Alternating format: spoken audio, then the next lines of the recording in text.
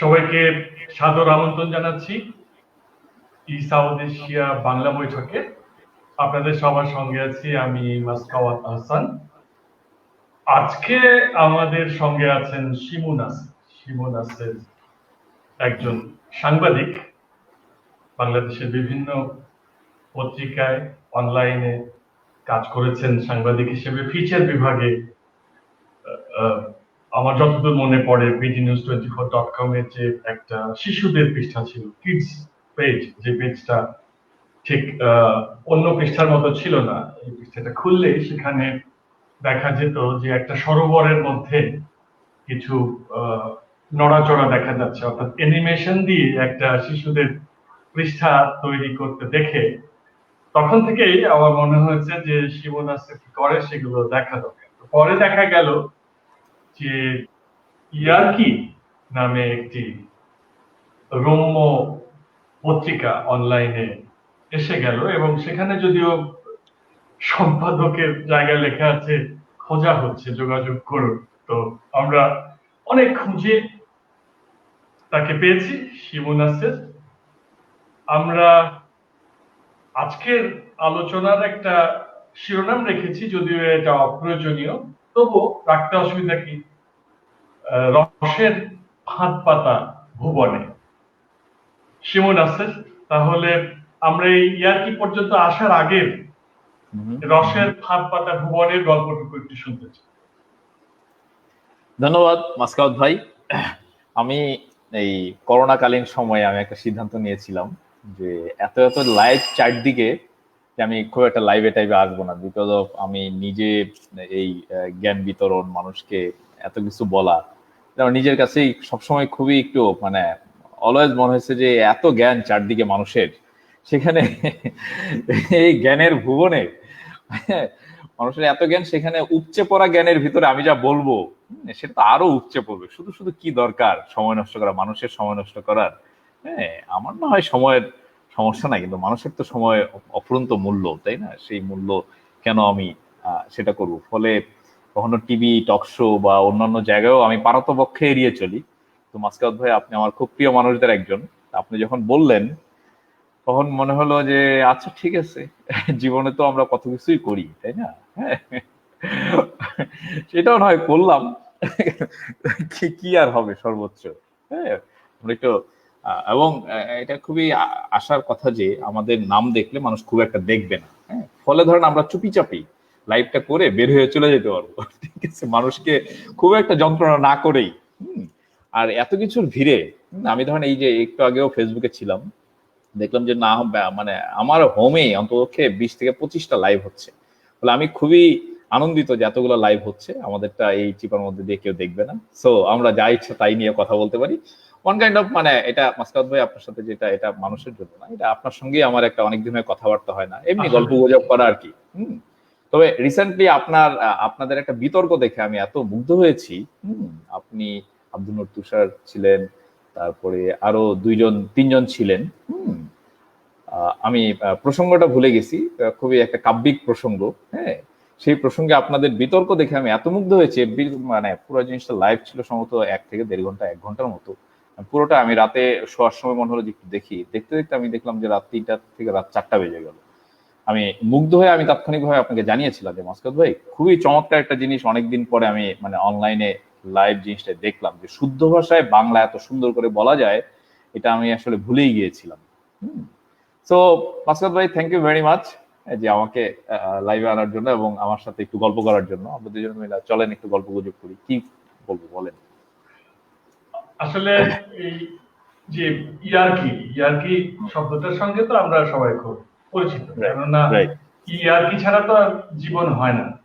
জীবনের সারাটা দিনের মধ্যে যে মুহূর্তগুলো একটু ইয়ার্কিতে যায়, ওইগুলো তো তাহলে সবচেয়ে ভালো মুহূর্ত, এরকমটাই মনে করি আমরা। আমরা এমনিতেই আড্ডাবাজ প্রকৃতির, আড্ডাটা দিই। তো সাধারণত সাংবাদিকতায় গেলে মানুষ যেটা করে যে নানান রকম দিকে যায়। প্রথমে ফিচারটাতে কেন গেলেন, মানে আপনার ঝোঁকটা ওইদিকে কিভাবে গেল, একটুখানি আসলে জানার ইচ্ছা, এই তো কয়টা জিজ্ঞেস করা হয়নি। আচ্ছা, সেটা হলো যে ফিচারে যাব, ফিচার নিউজ এই জিনিসগুলো যে আমি যখন গেলাম আর কি, সেই জিনিসটা আমি আসলে তখন বুঝতাম না। আমি আহ, ছোটবেলা থেকে আমার নানার কল্যাণে আমি প্রচুর বই পড়ি। আমার দাদা বাড়িতে বই পড়ার খুব একটা প্রচলন নাই, আমার নানার কল্যাণে আমি প্রচুর বই পড়ি। আমার নানা ছিলেন শিক্ষা অফিসার। ওনার বাসায় উনি আমার সঙ্গে মানে ওই সময়ে তরুণদের সঙ্গে পাল্লা দিয়ে মাসুদ রানা, নানার বয়স কত হবে, নানাদের বয়স যা হয় আর কি, ঠিক না, ওইরকম একটা বয়স আর কি নানার। হ্যাঁ, উনি কিশোর পত্রিকা, রহস্য পত্রিকা, মাসুদ রানা, ইভেন তিন গোয়েন্দা, আরব বড়জনী, এগুলো সবই পড়তেন। গো গ্রাসে গিলতেন আর কি। উনি, আমার নানা বাড়িতে যখন কারেন্ট ছিল না, উনি বেশ কয়েকবার হারিকেন দিয়ে মশারির ভিতর পড়তে গিয়ে আগুন টাগুনও লাগিয়ে ফেলেছেন। তো এটা বেশ বিখ্যাত আর কি ওই এলাকার, যে নানা শুধুই বাইরে টাইরে বেরোন না, শুধু পড়েন। আমি যখন নানা বাড়িতে বেড়াইতে যেতাম, ওই সময়টা খুবই আনন্দের একটা সময় ছিল। উনি ওই তখন বিজ্ঞান গবেষণা পরিষদ থেকে অনেকগুলো ছোট ছোট পুস্তিকা বের হইতো, বিজ্ঞান বিষয়ক অনেক কিছুই বের হইতো, সেগুলো আমাকে নানা পড়তে দিতেন। সেগুলো পড়তাম, পড়ে খুবই আনন্দ হতো। এবং যখন আমি বাড়ি ফিরতাম, মানে আমার দাদা বাড়ি ফিরতাম, নানা বাড়ি থেকে প্রচুর বই নিয়ে আমি ফিরতাম আর কি। তো ওইসব করতে করতে পড়ার প্রতি একটা আগ্রহ তৈরি হয়ে গেল নানাকে দেখেই। তারপরে আমার বাবাও কিছু বই টই কিনে দিলেন। এবং খুবই ইন্টারেস্টিং, আমার বাবা যেই বইটা প্রথম কিনে দিয়েছিলেন আমার এখনো মনে আছে, সেটা হলো গোপাল ভাঁড়ের গোপাল ভাঁড়ের কিচ্ছা। এটা আমি এখন যখন পিছনে তাকাই, আমি খুবই অবাক হই যে আমার এত কিছু থাকতে আমার বাবা আমাকে গোপাল ভাঁড় কেন কিনে দিলেন। ও আরেকটা বই কিনে দিয়েছে, সেটাও হাসিরই গল্প, 5টা গল্প ছিল সেটাই। হ্যাঁ, একটা গল্পের নাম আমার এখনো মনে আছে, এক চাটা দুই চাটা। একটা শেয়ালের কাছে একটা কুমির কিছু ঘি রেখে তার শ্বশুর বাড়ি বেড়াইতে যায়। তো এটা নিয়ে একটা গল্প আর কি। যাই হোক, তো ওইটা পড়া আমি যখন পড়ি, ক্লাস 10-এ যখন পড়ি, তখন আমি ব্যাপক হারে কিশোর পত্রিকা, আনন্দমেলা, এই ধরনের যত জিনিস, কিশোর তারাকলক যা আছে আমি সব পড়ি। এক পর্যায়ে মনে হলো যে আচ্ছা, এটা যা লেখে আমিও তো লিখতে পারি বলে ওই যা হয় আর কি। আমি তখন কিশোরগঞ্জে থাকি, ওখান থেকে ডাক বিভাগের মাধ্যমে নানান জায়গায় চিঠিপত্র পাঠিয়ে দেওয়া, নানান গল্প, কবিতা, যা যা হয় আর কি, সেগুলো কিছু ছাপা হলো। ছাপা হওয়ার পরে ব্যাপক উৎসাহে আরো লেখালেখি করলাম, এবং সকল জায়গাতেই তখন দৈনিক জনকণ্ঠে ঝিলিমিলি নামে একটা পাতা বের হইতো শনিবার করে বাচ্চাদের জন্য, সেটা তো প্রচুর লেখা টেখা পাঠাইলাম, সেগুলো তো ছাপা হলো। তারপর আমি কলেজে পড়ার জন্য যখন ঢাকায় আসলাম, ঢাকায় এসে আমি মানে স্কুলে, আমার স্কুলটা খুব কড়া একটা স্কুল ছিল, মানে খুবই মানে কঠিন শাসনের মধ্যে ছিল। তো আমার একটা মাথায় ছিল যে ঢাকায় আসতেছি, ইন্টারমিডিয়েট হলো আসল সময়, হ্যাঁ, ঘুরে টুরে বেড়ানোর। তো ঢাকায় এসে আমার তো যা হয় আর কি, আমার আম্মাও বললো যে হ্যাঁ, মেট্রিকটা ভালো করে পড়াশোনা করে এইচএসসি তে এরকম পড়াশোনা করতে হয় না। তো যথারীতি ঢাকায় এসে এমন এক কলেজে ভর্তি হইলাম, যেই কলেজ মোটামুটি আমার জীবন যৌবন যা আছে সব মোটামুটি ছারখার করে দিল আর কি। তো ওখানে ভর্তি হওয়ার সময়, ওখানে পড়াশোনার সময় আসলে আহ, আহ, ভরে গাওয়া যে কিছু লেখাটেখা পাঠাইলাম, সেগুলো ছাপা হইলো। হ্যাঁ, দেন প্রথম আলো বের হলো। প্রথম আলো বের হলো প্রথম আলো রাখা শুরু করলাম। প্রথম সোমবারই আলপিন নামে একটা ম্যাগাজিন বের হলো। প্রথম সংখ্যাটা দেখে আমার মনে হয় যে আরে জোস্ত, দুর্দান্ত জিনিস। পরে আমি খুবই মজা পেলাম। তার আগে আমি উন্মাদ করেছি, কার্টুন নামে একটা ম্যাগাজিন ছিল, তারপরে কিছু মিছু নামে একটা ম্যাগাজিন ছিল, বাংলাদেশ থেকে কার্টুনের পত্রিকা। কিন্তু ওই পত্রিকাগুলো মূলত পলিটিক্স খুব একটা টাচ করতো না, এত বেশি না। আছে না, খুবই দৈনন্দিন জীবন যাপন, দাম্পত্য, হ্যাঁ, টিভি সিরিজ, এইসব জিনিস নিয়ে টাচ করতো। তো আলপিনি প্রথম আমি পড়লাম। তার আগে আমি আরেকটা পড়ি নাই, আরেকটা জিনিস মিস করে গেছি, সেটা হলো যে শফিক রেহমান সম্পাদিত মৌচাকে ঢিল, আপনার মনে আছে কিনা ঠিক আছে, মৌচাকে ঢিল এরকম কিছুটা পলিটিক্স কাভার করতো। ওখানে একটা সিরিজ ছিল আমার এখনো মনে আছে, রাজাকারদের ব্যবহারের 101টি উপায়। রাজাকার রাজাকারদের কিভাবে ব্যবহার করবেন। হ্যাঁ, এটা উদাহরণটা এরকম যে রাজাকার, অনেকগুলো রাজাকার ধরে এনে রাস্তায় শুয়ে রাখুন, ওই জায়গায় আর স্পিড ব্রেকার লাগবে না আপনার, এরকম রাজাকারদের 101টি উপায়, ওইটা ছাপা হওয়া শুরু করলো। ওখানেই আনিসুল হকের একটা চমৎকার উপন্যাস, একটা স্যাটায়ার উপন্যাস প্রকাশিত হইতে শুরু করলো। তো ওগুলো পড়তাম। এন্ড দেন আলপিন যখন আসলো, মনে হলো যে ওয়েল, এটা তো খুবই চমৎকার, আমি দেখি আমি নিজে লিখতে পারি কিনা। এবং একটা লেখা লিখলাম। লিখে ওই পত্রিকায় একজন পরিচিত ছিল আমার, কলেজের একজন বড় ভাই ছিল, যাকে আমি একটা ক্লাব সূত্রে চিনতাম। আমি কি বলে, সাহস করে চলে গেলাম কারণ বাজার অফিসে, কারণ বাজার দোতলায় গিয়ে তার সঙ্গে দেখা করে।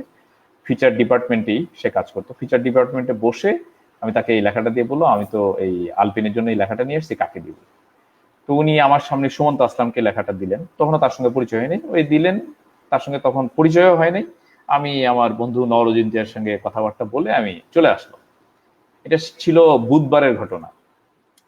দেন পরবর্তী সোমবার আমি ওরকম ভাবে যে অপেক্ষা করছি তা না, যে এত লেখা আসছে তাদের নিশ্চয়ই এটা ছাপা হবে না এরকম, কিন্তু পরবর্তী সোমবারে দেখলাম যে লেখাটা ছাপা হয়ে গেছে। এন্ড ব্যাপক উত্তেজনা, উত্তেজনা যা হয় আর কি, একটা দৈনিক পত্রিকায় একদম এইরকম একটা দুর্দান্ত ম্যাগাজিনে আমার একটা লেখা ছাপা হচ্ছে, সেটা উত্তেজনা থাকবেই। কিন্তু আমার কলেজ আমাকে এমন ভাবে চেপে ধরলো, আমি আর আসলে যেতে পারলাম না কিছুদিন। হ্যাঁ, আরো প্রায় 1-1.5 মাস পরে আমি আবার একটু ফ্রি হলাম, সম্ভবত তখন টেস্ট পরীক্ষা শেষ বা এরকম কিছু একটা, পরীক্ষার আগে আগে। দেন আমি অফিসে গেলাম আবার প্রথম আলোয়। তো সুমন্ত আসলাম আমাকে দেখেই হৈ হৈ করে উঠলেন, আরে আপনাকে আমি কতদিন আগে খুঁজি, হ্যাঁ আপনাকে আমি খুঁজে পাই না। আমি তো ভয় পেয়ে গেলাম যে আমি নিশ্চয়ই কি ভুল করলাম না করলাম। আপনার একটা বিল আছে প্রথমত। আমি খুবই ভয় পেলাম যে বিল আছে মানে হলো যে আমি যে আমার লেখাটা যে ছাপা হয়েছে এজ এ বিজ্ঞাপন আকারে, ওইটার জন্য আমাকে উল্টা টাকা দিতে হবে। হ্যাঁ, that was my first thought, যে ওয়েল আমাকে সম্ভবত টাকা দিতে হবে, সেটাই সম্ভবত উনি বুঝাইতে চাচ্ছেন। এনিওয়ে, তো আহ, লম্বা লম্বা গল্প ছোট করে বলি, সেটা হলো যে জড়িত হয়ে গেলাম আর কি। এরপরে তারপরে রেগুলার অফিসে যাওয়া আসা, আমার বন্ধু বান্ধব যারা আছে। তো আমি একটু অলস প্রকৃতির ছিলাম, সেই জন্য এখনো যে আছি তা না, ফিজিক্যালি মানে একটু অলস প্রকৃতির। ফিচার ডিপার্টমেন্টের কাজটা হলো যে ঘরে বসে মোটামুটি লেখা যায় আর কি। হ্যাঁ, খুব বেশি একটা বাইরে দৌড়াদৌড়ি করতে হয় না, এবং কলম কলম আর কাগজ থাকলে মোটামুটি আইডিয়া নামায় দেওয়া যায় এবং সেটা লিখে ফেলা যায়। তো ওখান থেকে আসলে ফিচার ডিপার্টমেন্টে কাজ করা শুরু। ইনফ্যাক্ট আমি আলপিনেই মূলত কাজ করেছি। এর বাইরে অন্যান্য অন্যান্য যেসব আমাদের ফিচার পাতা ছিল, নকশা বলেন, সাহিত্য সাময়িকী, অন্য আলো, স্টেডিয়াম, ওই সময় যা যা বের হতো আর কি, সবগুলোতেই আস্তে আস্তে লিখলাম। বাট মূলত আমি স্টিক ছিলাম রসালোর প্রতি, যে এই টাইপের জিনিসপত্র, বিদ্রুপ, ব্যঙ্গ বিদ্রুপ, এইসব কাজ করতে আমার খুব ভালো লাগতো। সো ইয়া, আলপিন দিয়ে শুরু। তারপরে আস্তে আস্তে আরো নানান জায়গায় যাওয়া। বিডি নিউজ এর আগে যাই যাই দিনে গিয়ে কি ছিল, যাই যাই দিনে 3টা পাতার সম্পাদনা শুরু করলাম। একটা হলো টিনেজারদের জন্য একটা পাতা, হ্যাঁ, সাপ্তাহিক। একটা হলো দৈনিক, একটা শিশুদের পাতা। আর একটা হলো একটা দৈনিক, একটা হিউমার পাতা। টিনদের পাতার নাম ছিল জয় জয় টিন, বাচ্চাদের পাতার নাম ছিল জয় জয় কিডস, আর হিউমারটার নাম ছিল মানে ফ্যান্টাস্টিক বা এই জাতীয় কিছু একটা। হ্যাঁ, দেন বিডি নিউজে গিয়ে প্রথম কিছুদিন আমি কিন্তু আছে একটা জিনিস আমার মতো আপনি জানেন, প্রথম কয়েকদিন কিন্তু আমি বিডি নিউজে গিয়ে মানে রিপোর্টিং এ ছিলাম। বেশ কয়েকদিন আমি কালচারাল রিপোর্টার হিসেবে অনেকদিন কাজ করেছি। দেন হলো এই বাচ্চাদের আইডিয়াটা নিয়ে এসে তৌফিক ইমরোজ খালিদি ভাই বললেন, হ্যাঁ হ্যাঁ খুবই চমৎকার আইডিয়া, চলো করি আমরা। দেন kids.bdnews24.com আমরা ওইটা শুরু করলাম আর কি। হ্যাঁ, দেন ওখানে 1-1.5 বছর কাজ করার পরে আবার প্রথম আলোয় আমি রসালো সম্পাদক হিসেবে শুরু করলাম যাত্রা। আরো সংক্ষেপে বললে, রসালো সম্পাদনা করার পর 2007 থেকে সম্পাদনা শুরু করার পর 2013-তে এসে 2011-তেই আসলে চিন্তা ভাবনা শুরু হয় যে কিশোর আলো। 2013-তে এসে কিশোর আলো শুরু করলাম, সেটাও 2018-19 পর্যন্ত করলাম। 2015-ই আসলে ইয়ারকি শুরু করা। কিভাবে ইয়ারকি শুরু করে এটা আমি পরে আবার অন্য প্রশ্নে বলতেছি। হ্যাঁ, এই হলো সংক্ষেপে এই জায়গায় আর কি। এখন করোনাকালীন সময় দাঁড়িয়ে রেখে একটা ঋষি ভাব ধরার চেষ্টা করছি। হ্যাঁ, একটা শুধু ঋষি না, মানে রীতিমতো হ্যাঁ করোনাকালের যিশু বলা যায়। হ্যাঁ তো হ্যাঁ, মানে মানে জিনিসটা আছে না, কেউ যদি জিজ্ঞেস করে যে তোমাদের সময় এরকম একটা করোনার কাল ছিল, তুমি কিভাবে বুঝবো তোমাকে দেখে? এই যে আমি বলবো যে এই যে এটা দেখে, যে ওই সময় হ্যাঁ দাড়ি ব্লেডের এত অভাব ছিল, আমরা সেলুনে যেতে পারতাম না।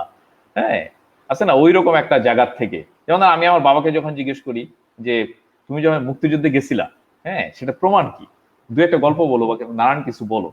সে তখন একটা ছবি দেখায়, বলে এই যে দেখ আমার ছবি, তার দাড়ি টাড়ি ঠিক আছে, চুল টুল সবকিছু মিলায়া আছে না ওই সময়ের শার্ট। আমরা আচ্ছা ঠিক আছে, হ্যাঁ এই দাড়ি সুস্থ স্বাভাবিক অবস্থায় কারো পক্ষে রাখা সম্ভব না, তোমার পক্ষে রাখা সম্ভব না, ঠিক আছে। জেনারেলি তুমি আমার একটা সিচুয়েশনে ছিলা, ঠিক আছে, এটা তো যেখানে সম্ভব না ওই সময় প্রতিদিন যেখানে শেভ আসলে করা। দাড়ি টাড়ি শেভ করে হ্যাঁ থাকা সম্ভব না আর কি। Anyway, just joking. আমার তো মনে হয় যে রবীন্দ্রনাথের যে দাড়ি, এটাও হয়তো বা ওই যে 1913-র দিকে একটা প্লেগ হলো, তারপরে আবার 1918-তে গিয়ে আবার একটা স্প্যানিশ ফ্লু হলো। কে জানে, রবীন্দ্রনাথের দাড়িটা নিয়ে আমার আজকে চিন্তা হচ্ছিল আসলে আপনার দাড়িটা দেখার পর থেকে, যে কোন একটা এটা নিয়ে চিপায় একটা পড়ছিলাম, গবেষণা হতে পারে। কোন একটা আমার চিপায় মনে পড়ছিলেন তিনি। সুস্থ স্বাভাবিক অবস্থায় ওনার রাখার কথা না, কিছু একটা ঝামেলায় পড়ছিলেন। দেন দেখলো আচ্ছা ঠিক আছে, অনেকে বলতেছে যে গুরুদেব ভালোই তো লাগতেছে, এবং আসে না আশেপাশে অনেক তেলবাজ থাকে, তো তারা বলছে খুবই ভালো লাগছে আপনাকে, এটাই রেখে দেওয়া উচিত। তো উনিও হ্যাঁ, হয়তো কম বয়স, বুঝে গেছে এত বেশি বুঝে নাই তেলবাজদের কথাবার্তা।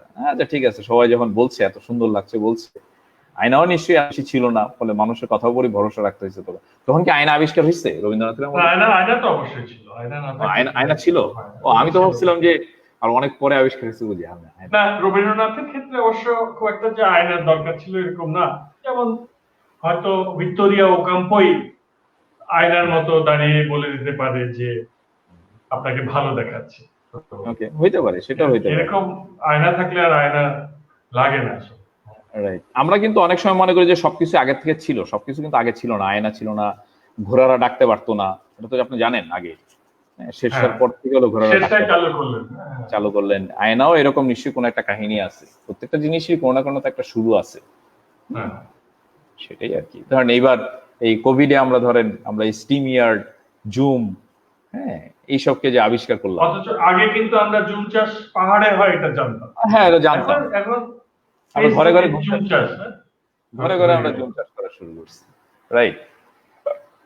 তবে একটা দিক দিয়ে ভালো হয়েছে যে এই যে আমরা ঘরে থাকি, মানে যে রুমে থাকি, এই আমিও রুমে থাকি, আমিও রুমি, আপনিও রুমি, তো রুমি হিসেবে আপনাকে বেশি মানাচ্ছে আমার চেয়ে। ওকে ওকে। হয়তো রুমি এই যুগে থাকলে আবার আমার মতো থাকতে পারতো, আমরা জানি না, তবে ভালোই দেখাচ্ছে। আচ্ছা, এখন একটা জিনিস খুব আমার জানতে আগ্রহ হয়, ইয়ারকিটা তো আমরা পড়ি সবাই এবং অনেকেই বলেন যে ভালো লাগে।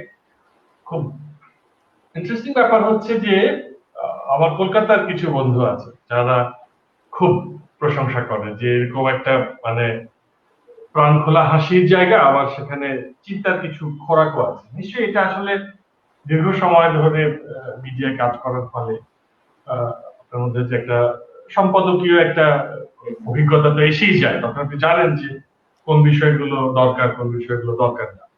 তো এই ইয়ার্কি তৈরির গল্পটা একটু আমরা আসলে শুনতে চাই, আমার মনে হচ্ছে অনেকের আগ্রহ আছে শোনার। ওয়েল, ইয়ার্কি শুরুটা আসলে মানে চিন্তা ভাবনা অনেক আগের থেকেই। তার আগে বলে নেই যে আমরা প্রত্যেকটা মানুষই কিন্তু মানে রাজনীতির সঙ্গে কোনো না কোনো ভাবে সংশ্লিষ্ট। আমরা কেউ রাজনীতির বাইরে নই। হুম? এখন কেউ হয়তো বা মনে করি যে না, আমি এইসব রাজনীতির আশেপাশে নাই, কোনো কিছু নাই, বাট আমাদের জীবন যাপন সবকিছু আসলে রাজনীতির ভিতরেই। আমরা আমাদের সমাজ, আমরা আমাদের দেশ সবকিছু নিয়েই ভাবি, নানান কিছু নিয়ে হয়। এবং না, হিউমারের তবে একটা এ শিমুর সাথে পাচ্ছে থাকি না দাদা, উনি তো বারান্দা থেকে নামেন না, তাই না? সেই সেই ঠিক আছে। এখন সেটা আছে। এনিওয়ে, আমি সরল ভাবেই আনসার দেই। আপনি যেটা বললেন যে আর কি শুরুটা কিভাবে হলো, তা আমি তো একটা দীর্ঘ সময় প্রায় 18 বছর বা 20 বছর ধরে হলো হিউমার ম্যাগাজিনের সঙ্গে জড়িত। এবং যেই হিউমার ম্যাগাজিনটার সঙ্গে জড়িত ছিল, এটা পলিটিক্যালি খুব বেশি খুব খুব উচ্চকিত ছিল। আলপিন বলেন, সেটা রসালো বলেন, হ্যাঁ, যে চারদিকে যা হচ্ছে অন্যায় অত্যাচার যা কিছুই বলেন না কেন, আমাদের চোখে যেটা দেখা যায় সেইটাকে একটা স্যাটারিক্যাল ওয়েতে আমরা সবসময় প্রেজেন্ট করতাম। মানে একটা দেখেন যে পত্রিকা, একটা সময় পত্রিকার যে বিবর্তন, হ্যাঁ, আমাদের ইত্তেফাক থেকে যদি আমরা বলি আর কি, আমাদের এমনি নর্মাল সময় একটা শুধু সংবাদ ছাপা হতো যে এতজন এই হয়েছে এই হয়েছে। দেন একটু ফিচারাইজ নিউজের যুগ আসলো, ভোরের কাগজ, আজকের কাগজ, প্রথম আলো, হ্যাঁ, এরকম জায়গায়। এবং ওইসব জায়গার থেকেই দেখেন যে শুরু মানে বা সারা পৃথিবীতেই পত্রিকার সঙ্গে হঠাৎ করে একটা জিনিস যুক্ত হলো, সেটা হলো যে পলিটিক্যাল কার্টুন। হ্যাঁ, এবং আমরা যদি নাম বলি, লুরিকে আমরা প্রথম পলিটিক্যাল কার্টুনে স্টার পলিটিক্যাল কার্টুনিস্ট হিসেবে চিনতাম। হ্যাঁ, ফার্স্ট পেজে একটা কার্টুন ছাপা হচ্ছে। সেটা একটা খুবই ইন্টারেস্টিং ঘটনা কিন্তু, যে এত এত কঠিন কঠিন নিউজের মাঝখানে মানুষকে একটা কার্টুন দিয়ে দিচ্ছে। এবং that is a fantastic idea, এই কারণে যে একটা ছোট্ট একটা কার্টুনের মাধ্যমে এত কথা একবারে বলে দিতে পারতেছে। হ্যাঁ, এবং মানুষকে এত পড়ারও দরকার নেই, আপনি চোখে দেখলেই বুঝতে পারতেছেন। তো বাংলাদেশে এই জিনিসটা ধরেন অনেক আগের থেকে অনেকেই করতেন। দোপেয়াজে আছেন, তারপরে হুদা, নজরুল, হ্যাঁ, এবং এর মাঝখানে আমরা স্টার হিসাবে চিনি যাকে, শিশির ভট্টাচার্য, ভোরের কাগজ এবং প্রথম আলোয়, হ্যাঁ, যিনি ব্যাপকভাবে মানে প্রচুর আলোচিত কার্টুন এঁকেছেন। তো সবগুলাই কোনোটা কিন্তু যাপিত জীবনের থেকে বেশি ছিল হলো একটু পলিটিক্যাল কার্টুন এগুলো সবগুলোই কোনো একটা পলিটিক্যাল ঘটনার উপর ভিত্তি করে। তো চারদিকে এত ঘটনা ঘটতেছে, শুধু একটা কার্টুনকে সেটা আসলে কাভার করা খুব ডিফিকাল্ট। সেই জায়গা থেকেই অন্যান্য জিনিসকে অন্যান্য ভাবে ধরার জন্য আসলে আলপিনটার ওরকম ভাবে জন্ম। এবং সেই জায়গায় আমরা দীর্ঘদিন কাজ করার পরে আলপিন যখন বন্ধ হয়ে গেল, রসালো দিয়ে আমরা সেটা করলাম। রসালোতে একটু কমে গেল পলিটিক্যাল জিনিসটা, আর একটু জাপিত জীবনের জিনিসটা, বাট পলিটিক্স ছিল, সবসময় ছিল, এটা না থাকার কোনো কারণ নাই। ওই সময়টায় একটা মিডিয়ায় আমাদের পড়াশোনার ধরনে একটা চেঞ্জ আসলো। আমরা হঠাৎ করে দেখলাম 2007 বা 2008 থেকে আস্তে আস্তে ফেসবুক জনপ্রিয় হওয়া শুরু করলো, অনলাইন ব্লগ জনপ্রিয় হওয়া শুরু করলো। তার আগের থেকেই ব্লগ আরেকটু আগেই জনপ্রিয় ছিল, ফেসবুক জনপ্রিয় হলো। মানুষ আস্তে আস্তে কি করা শুরু করলো, অনলাইনের দিকে চলে গেল। তো অনলাইনের দিকে চলে যাওয়ায় বিশেষ করে তরুণরা যারা অনলাইনে গেল, আমরা দেখলাম যে আমরা শুধু প্রিন্টে করছি, অনলাইন জায়গাটা আসলে একটা বিশাল ভ্যাকুয়াম তৈরি হচ্ছে। ফলে ভ্যাকুয়াম তৈরি হয়ে ওই জায়গায় পাঠক আছে, কিন্তু ওই জায়গায় কন্টেন্ট ক্রিয়েটর নাই। এই সুযোগে যেটা হচ্ছে, খুব আজে বাজে কন্টেন্ট তৈরি হচ্ছে, আর হলো বিদেশি কন্টেন্ট গুলো ঢুকতেছে। বিদেশি কন্টেন্ট মানে আমি আপনাকে বলি যে আমরা ট্রাম্প মানে ওই সময়কার প্রেসিডেন্টকে নিয়ে কার্টুন, বা ওই দেশের বা ইন্ডিয়ান একটা সিনেমা নিয়ে একটা কার্টুন, ওই দেশের নানান ঘটনা নিয়ে কার্টুন, বা মধ্যপ্রাচ্য নিয়ে কার্টুন, বা যে কোনো ধরনের জিনিসপত্র আমরা সার্চ দিলে পাচ্ছি। বাট বাংলাদেশ নিয়ে কোনো কিছু এরকম হিউমার কেউ প্রফেশনালি সেটা করছে না।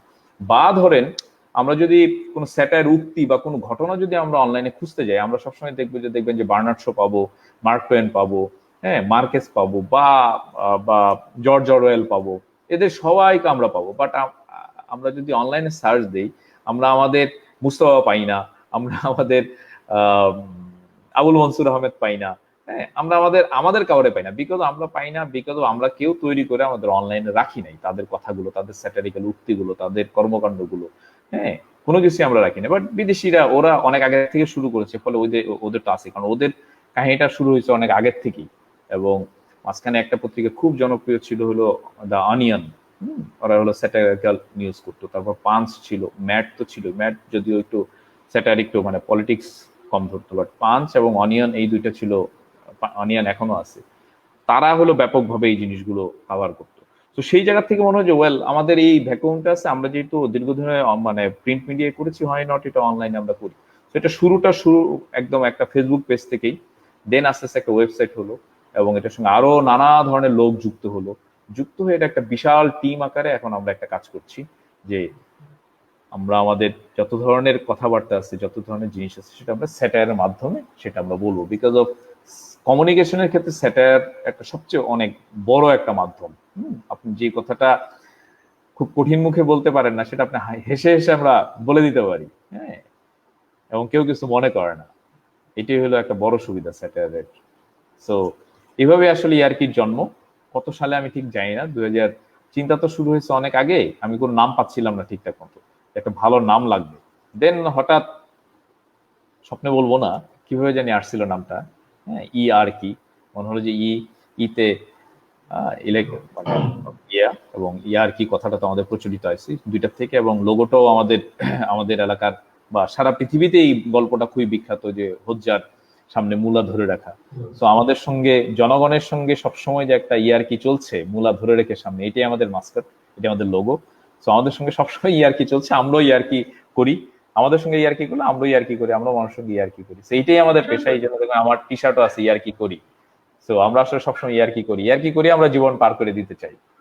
হ্যাঁ, আমাদের রবীন্দ্রনাথ তো বলেছেন যে জীবনটাকে কেঁদে ভাসিয়ে দেওয়াচ্ছে, হেসে উড়িয়ে দেয় ভালো। এটা উত্তম। সেটা আমরা হেসে উড়িয়ে দেওয়ার চেষ্টা করছি আর কি। না, আর ব্যাপারটা কিন্তু কিন্তু ব্যাপারটা হচ্ছে যে এই মানে আমরা যেহেতু করোনার সময় আলোচনাটা করছি, এখন কিন্তু আরো আমরা কনফিডেন্টলি বলতে পারি যে আসলে ইয়ার্কিটা আরো জমিয়েই করা উচিত। কেননা জীবন কতটা অর্থহীন, এই যে সিরিয়াস হয়ে থাকা, তাই না? সারাক্ষণ ধরেন একটা টেনশনের জীবন যাপন করা, কি হবে না হবে, বা কিছু মানুষ আছে যে অতীতচারিতা আছে, কি হয়েছিল, আচ্ছা কি করলে কি হতো, এমন করলে কেমন হয়, মানে একটা অযথা অপ্রাসঙ্গিক একটা টেনশন। এই করোনার সময় এসে কিন্তু বোঝা গেল যে আসলে ব্যাপারটা কি, জীবনটা একটা ইয়ার্কি গেছে। জীবনটা আসলে ইয়ার্কি, এত সিরিয়াসলি নেওয়ার কিছু নাই আসলে। জীবন আপনি সিরিয়াসলি নিয়ে কোথায় যাবেন, কি করবেন, কি মানে গোলটা কি আপনি সিরিয়াসলি নেওয়ার? ঠিক আছে, জীবন যতক্ষণ আছে ততক্ষণ বাঁচে, সেটা আনন্দ ফুর্তি করে নানানভাবে বাঁচাটাই আসলে মূল বিষয়। তো সেটাই আমরা জীবন তো মনে একটাই, তাই না? জীবন তো জীবন একটাই। একটাই।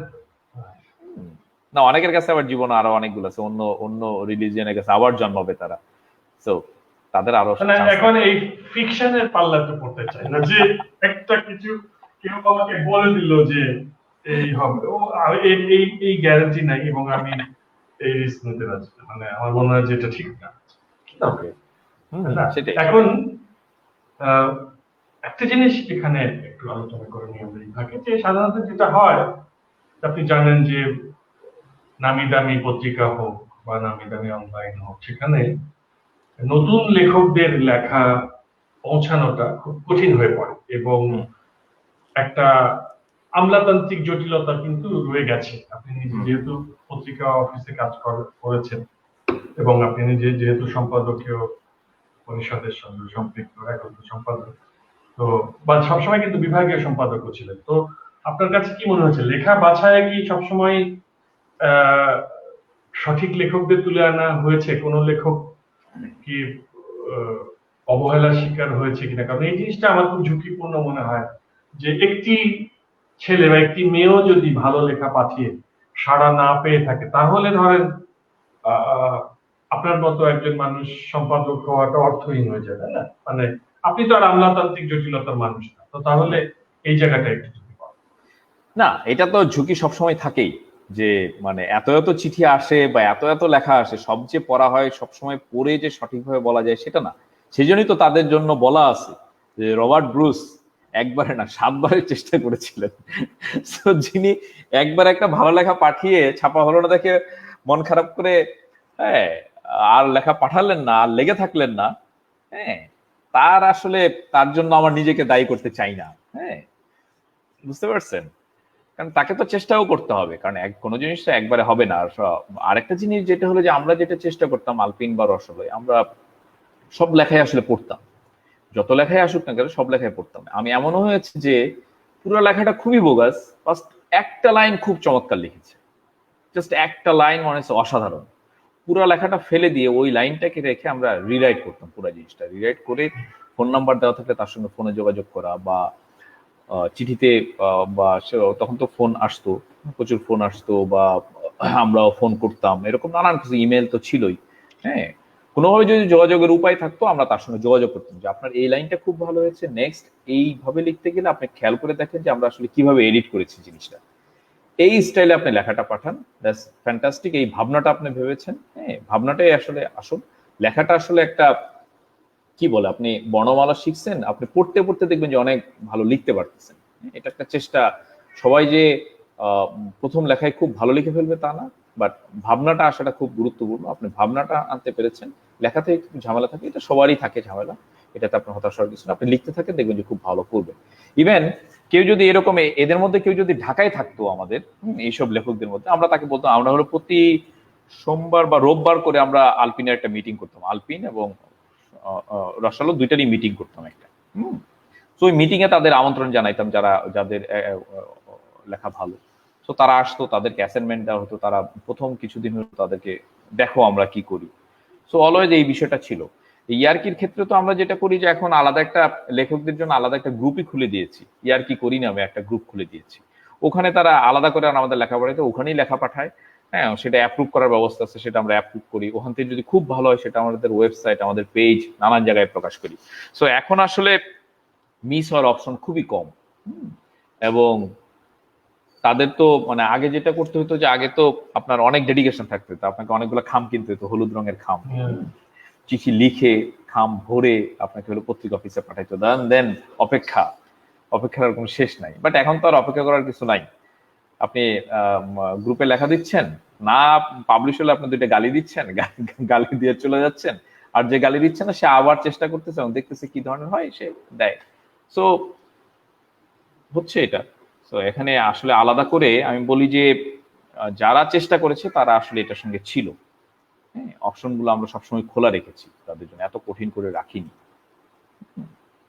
ইয়ার্কি পড়তে যে যেটা মনে হয়েছে সেটা হচ্ছে যে বিশ্বের বিভিন্ন দেশের রস, রম্য রচনা, এগুলো স্বাভাবিকভাবেই আপনি পড়েছেন বা আপনার যারা বন্ধু যারা সঙ্গে কাজ করেন তারাও পড়েছেন বা এই চর্চার মধ্যে আছেন।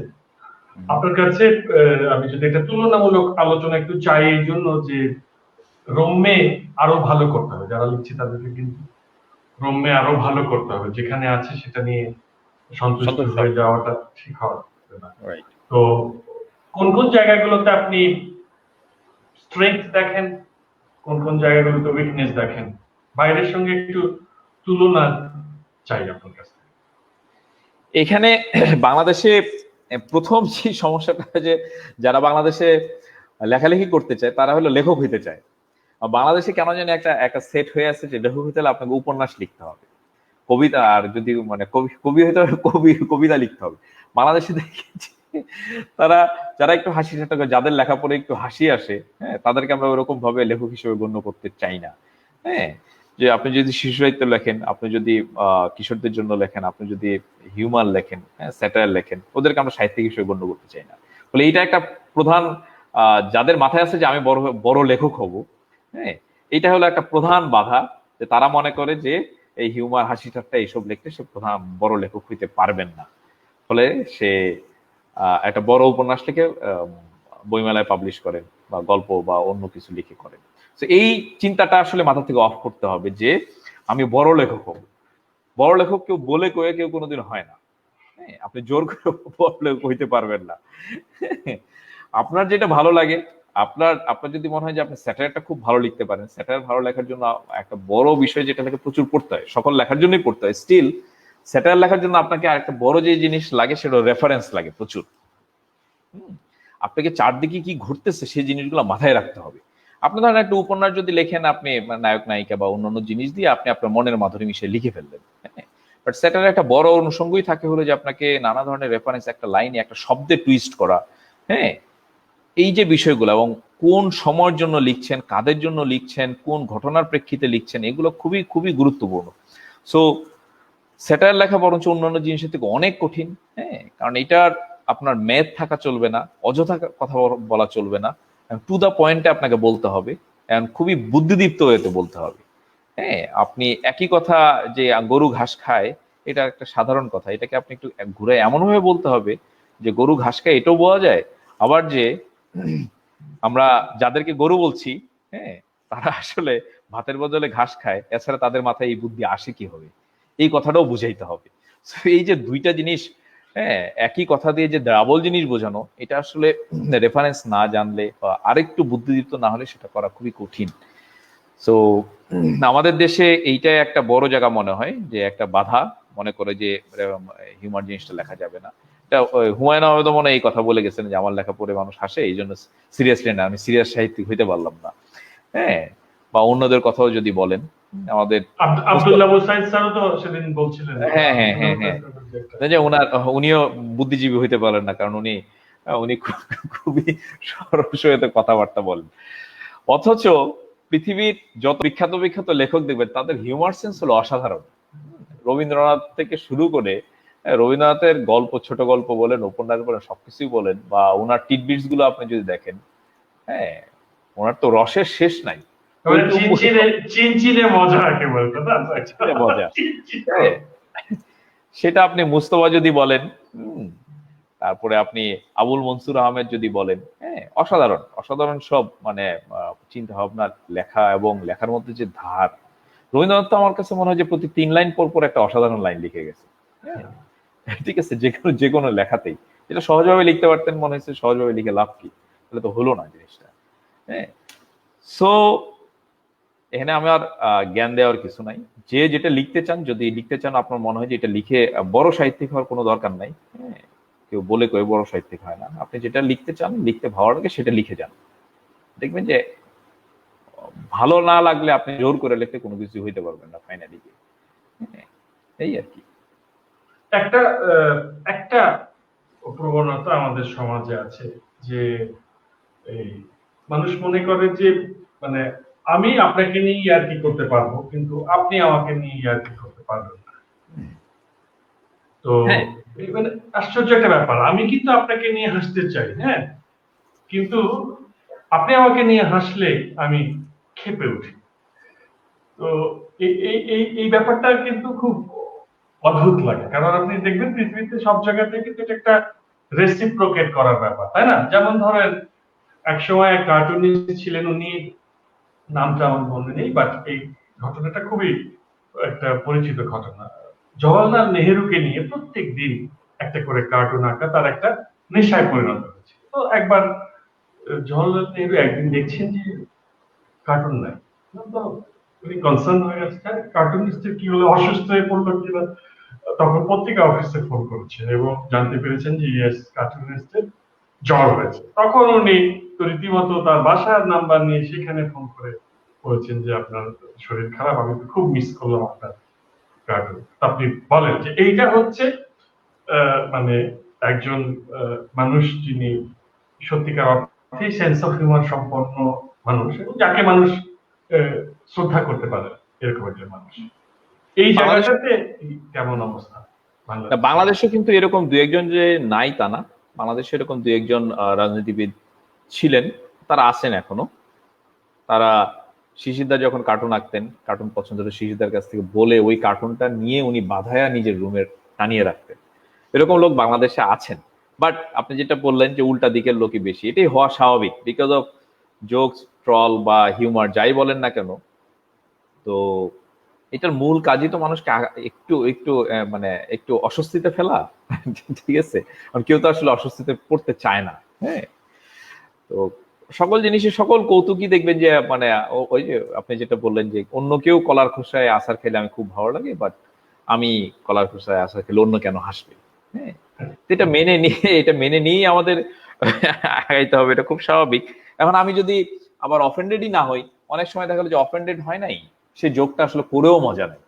আপনাকে নিয়ে আমি একটা দুর্দান্ত একটা করলাম, হ্যাঁ, সো আপনি অফেন্ডেডও হইলেন না বা আপনি এটা খেপলেনও না, আসলে এই হিউমার করারও কোনো মানে নেই। সো মানুষ যে রেগে যায় বা খেপে যায় বা ইয়ে হয়, সেটা ঠিক, মানে এটা যারা হিউমার করে তাদের জন্য ঠিক আছে। এখন আমরা খুবই জ্বালাময় একটা বক্তব্য দিলেন আপনি, কিন্তু যার উদ্দেশ্যে দিলেন সে হলো যে আচ্ছা হ্যাঁ খুব চমৎকার, আপনাকে ডাইকা এনে মিষ্টি খাওয়াইলো। তাহলে কাজ কি হলো? তাহলে কি লাভ কি করলাম? হলো? সময় তাহলে নষ্ট কি করলাম? করলাম। সময় নষ্ট করলাম। সো ওটা থাকুক, ওটা থাকতেই হবে। হ্যাঁ, পৃথিবীর সকল দেশেই সকল মানুষই অনেকে নিতে পারে, অনেকে নিতে পারে না। তবে যারা স্মার্ট, আমি মনে করি তাদেরকে নিয়ে হিউমার করলে তারা কখনোই খেপে না, তারা জিনিসটাকে স্পোর্টিং ওয়েতে নেয়। তারা বরঞ্চ আর একটা শানিত কথা দিয়ে কিভাবে তাকে ধরাশায়ী করা যায় সেটা চেষ্টা করে। তার অন্য শক্তি, পেশি শক্তি বা অন্য কিছু দেখানোর চেষ্টা করে না। এবং আপনি জানেন কিনা, নিশ্চয়ই জানেন যে রাশিয়ার ওই সময়টায় মানে শেষের দিকে আর কি, ওই সময় তারা বুঝতে পারলেন যে হিউমার একটা মারাত্মক অস্ত্র, এবং এই এই অস্ত্রটাকে আসলে এভাবে আহ কি বলে যে দমিয়ে দেওয়ার থেকে এটাকে উল্টা ব্যবহার করা যায় কিভাবে। তো রাশিয়ান ওই সরকার তখন কিন্তু নিজেরাই অনেকগুলো স্যাটায়ার ম্যাগাজিন বের করেছিল। স্যাটায়ার বের ম্যাগাজিনে মূল উদ্দেশ্য ছিল যারা বিরোধিতা করছে সরকারের তাদেরকে পচানো। হ্যাঁ, সো বিরোধী পক্ষের একটা বিশাল গ্রুপ তো ধরেন স্যাটার করতোই, তো তাদেরকে স্যাটার করার জন্য আবার সরকারের পক্ষ থেকে আরেকজন লোককে নিয়োগ দিয়েছে। আমি বলি যে that was a very smart move. হ্যাঁ, হ্যাঁ, রস যুদ্ধ, হ্যাঁ, রম্য হ্যাঁ, যুদ্ধ। রস যুদ্ধ। ফলে আমরা দেখেন যে আমরা এই সময়ের যদি বুদ্ধিদীপ্ত কৌতুক বলি, আমরা রাশিয়ান জোকস, মানে সোভিয়েত কৌতুক একটা অন্যতম সেই লেভেলে উঠে আসে, যে রাশিয়ান জোকসের তুলনায় বা আমাদের চোখে যতটুকু পড়ে আর কি, আমরা যতটুকু দেখি আর কি, সেটা একটা অসাধারণ জিনিস তৈরি হয়েছে বাংলা মানে পৃথিবীর রম্য বা এই জোকসের খাতায় আর কি। বিকজ অফ ওই সময় ওই চর্চাটার একটা জায়গা ছিল, আবার চর্চার করার জায়গা ছিল না, না থাকাটা আর একটা বড় সুবিধা হইলো আপনি আরো কত সাটেল ওয়েতে জিনিসটা বলতে পারেন, আরো কত বুদ্ধি দিয়ে বলতে পারেন।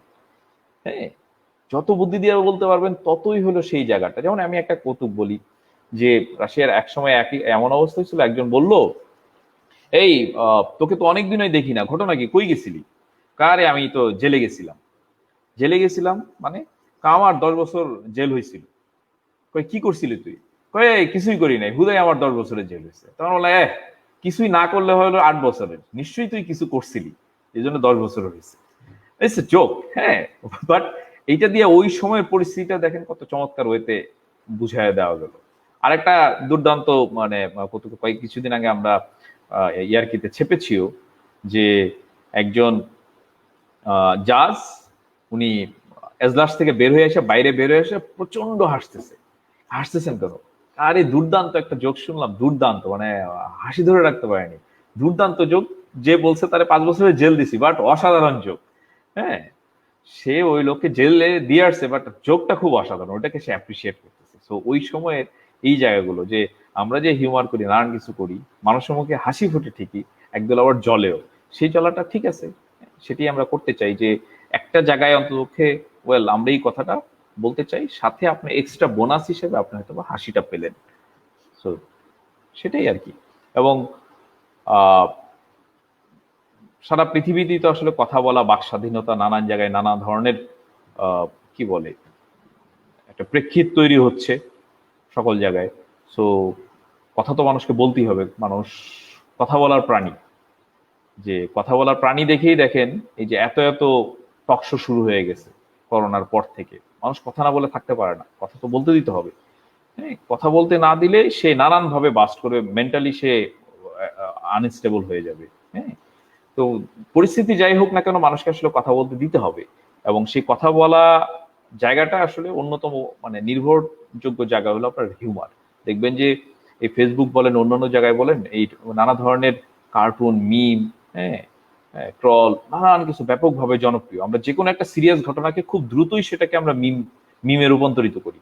কারণ সিরিয়াস ঘটনাটা আপনাকে, এতই সিরিয়াস ঘটনা, এটাকে আসলে আর কিভাবে বলবেন যে সাহেব এবং তার রিজন, ঠিক আছে, যে এটা একটা অ্যাবসার্ড জিনিস। একটা দেশে এরকম একটা জটিল সময় তারা কোনো ধরনের টেস্ট না করে তারা রেজাল্ট দিয়ে দিচ্ছে। এর চেয়ে অ্যাবসার্ড ঘটনা হইতে পারে না। এটাকে আর কত সিরিয়াসলি আপনি বলবেন? তো ওই জায়গায় মানুষের আসলে হিউমার বা স্যাটারের আশ্রয় নেওয়া ছাড়া আর তো কোনো উপায় নাই, তাই না? অথবা সে চুপ করে থাকবে, আর নয় সে গালিগালাজ করবে। এখন আপনি কি চান? আপনি কি চান মানুষ গালিগালাজ করুক? না, গালিগালাজ যদি না চান, তাহলে আরেকটা ওয়ে হলো যে মানুষ হিউমারের মাধ্যমে জিনিসটাকে, স্যাটারের মাধ্যমে মানুষ জিনিসটাকে, এই বিষয়টা সে তার অনুভূতি সে এক্সপ্রেস করবে। সেটাই মানুষ এখন করছে। তো একটা গ্রুপ দেখবেন যে যাদের আর ভাষা হারায় ফেলে বা আর কিছু বলতে পারে না, তখন হলো গালিগালাজ করে মানুষ, ঠিক আছে?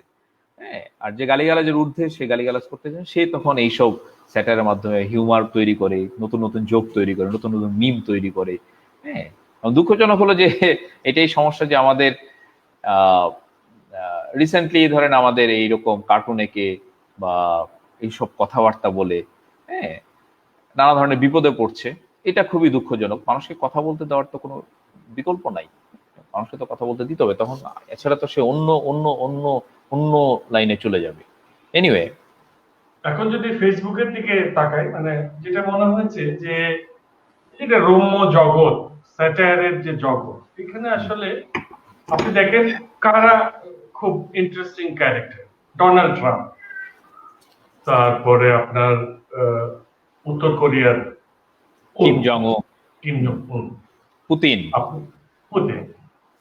আপনি লক্ষ্য করেন ব্যাপারটা, হ্যাঁ, যে শুধু যে সমস্ত দেশের রাষ্ট্রপ্রধানরা একজন স্বাভাবিক মানুষ হিসেবে গণতান্ত্রিক যে মানুষের অধিকার সেটাকে উপভোগ করতে না দিয়ে অযথা একটা কিডের গার্ডেনের অত্যন্ত রুক্ষ কর্কশ মেজাজের হেডমাস্টারের মতো আচরণ করছে, বা কখনো বা একজন যুদ্ধবাজ জেনারেলের মতো করে আচরণ করছে। মানে তাদের আচরণটা এতই একটা কর্কশ যে মানুষ এটা নিয়ে এখন হাসছে।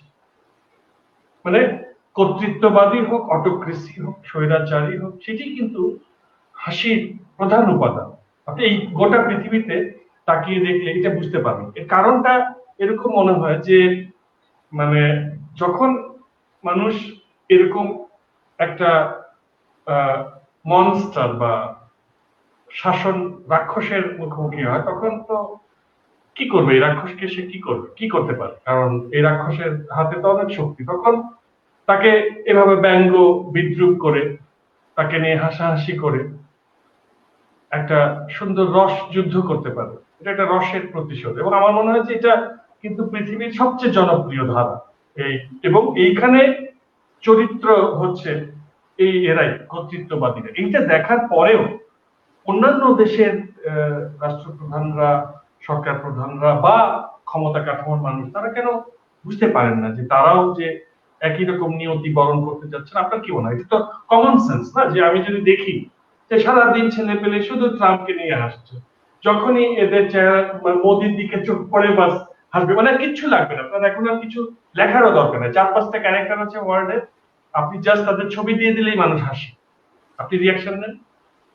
এটা জেনে শুনে কমন সেন্স থাকলে তো আর অন্য কারো এই পথে পা বাড়ানো বা ওই চরিত্রে রূপান্তরিত হওয়া উচিত না। তো আপনার কি মনে হয় কেন তারপরেও মানুষ আবার এই যে রসেরই ফাঁদ পাতা ভুবনে এই ফাঁদে পা কেন দেয়? এটা তো বড় জায়গায় আছে যে যে ইতিহাস থেকে কেউ শিক্ষা গ্রহণ করে না। হ্যাঁ, কেউ ইতিহাস থেকে শিক্ষা, সবাই মনে করে যে সেই ইতিহাস, নতুন ইতিহাস রচনা করতে যাচ্ছে, প্রত্যেকেই সেটাই মনে করে। হ্যাঁ, এটা একটা বড় সমস্যা। আর একটা যেটা ধরেন, আমরা একটা যে কোনো একটা ঘটনাকে যেই দৃষ্টিতে দেখি, আমরা বাইরে থেকে যেই জায়গা থেকে দেখি, আমার কাছে মনে হয় আর কি যে তারা এই জিনিসগুলো আসলে তাদের দৃষ্টিতে বা তাদের চোখে জিনিস ঘটনাগুলো আসলে অন্যরকম। হ্যাঁ, মানে ব্যাপারটা আমি যদি আরেকটু ব্যাখ্যা করি, যে আমি দিনরাত 24 ঘন্টা পরিশ্রম করে ধরেন একটা ঘটনা ঘটাইলাম বা একটা কিছু করলাম, বা ধরেন আমার পরিচিত কেউ একজন বললো, ওই যে আমরা শুরুতে রবীন্দ্রনাথকে নিয়ে যেটা বললাম, যে রবীন্দ্রনাথকে বললো যে বাহ গুরুদেব, আপনার দাড়িটা আপনার যত দুর্দান্ত লাগছে। আমাকে কেউ একজন বললো, আমাকে যদি কেউ 10 জন বলে একদিনে বা 15 দিনে বা প্রতিদিন যদি কেউ বলে আপনার দাড়িতে আপনাকে কিন্তু চমৎকার লাগছে, আমি কিন্তু আলটিমেটলি কনভিন্স হয়ে দেখবেন যে আমি দাড়ি রেখে শুরু করে দিব। যারা এইসব জায়গায় থাকে, আমার একটা ধারণা আর কি, যে তারা অন্যের কথা না শুনে তার আশেপাশে যারা থাকে তাদের কথা এত শুনে, তারা মনে করে যে তারা যেই কাজটা করছে সেটাই খুব সঠিক কাজটা করছে। ফলে যারা তাদেরকে নিয়ে ব্যঙ্গ বিদ্রুপ করছে তারা আসলে মস্ত বড় অন্যায় করছে। তাদেরকে আসলে শায়েস্তা করা উচিত। অথচ ওনারা এই কথাটা, ওই যে আপনি যেটা বললেন যে ইতিহাস থেকে শিক্ষা গ্রহণ করে না, ওনারা যখন অন্য একটা অপোজিশনে ছিলেন বা অন্য একটা জুতায় পা গলিয়ে যখন ঘটনা দেখতেন, তখন কিন্তু আমাদের মতোই দেখতেন, আমাদের মতোই মনে হতো যে না, যারা অন্যরা যারা করছে সেটা অন্যায় করছে। বাট ওই জায়গায় যাওয়ার পরে ওটা একটা চৌম্বক ক্ষেত্র আসলে, বুঝছেন?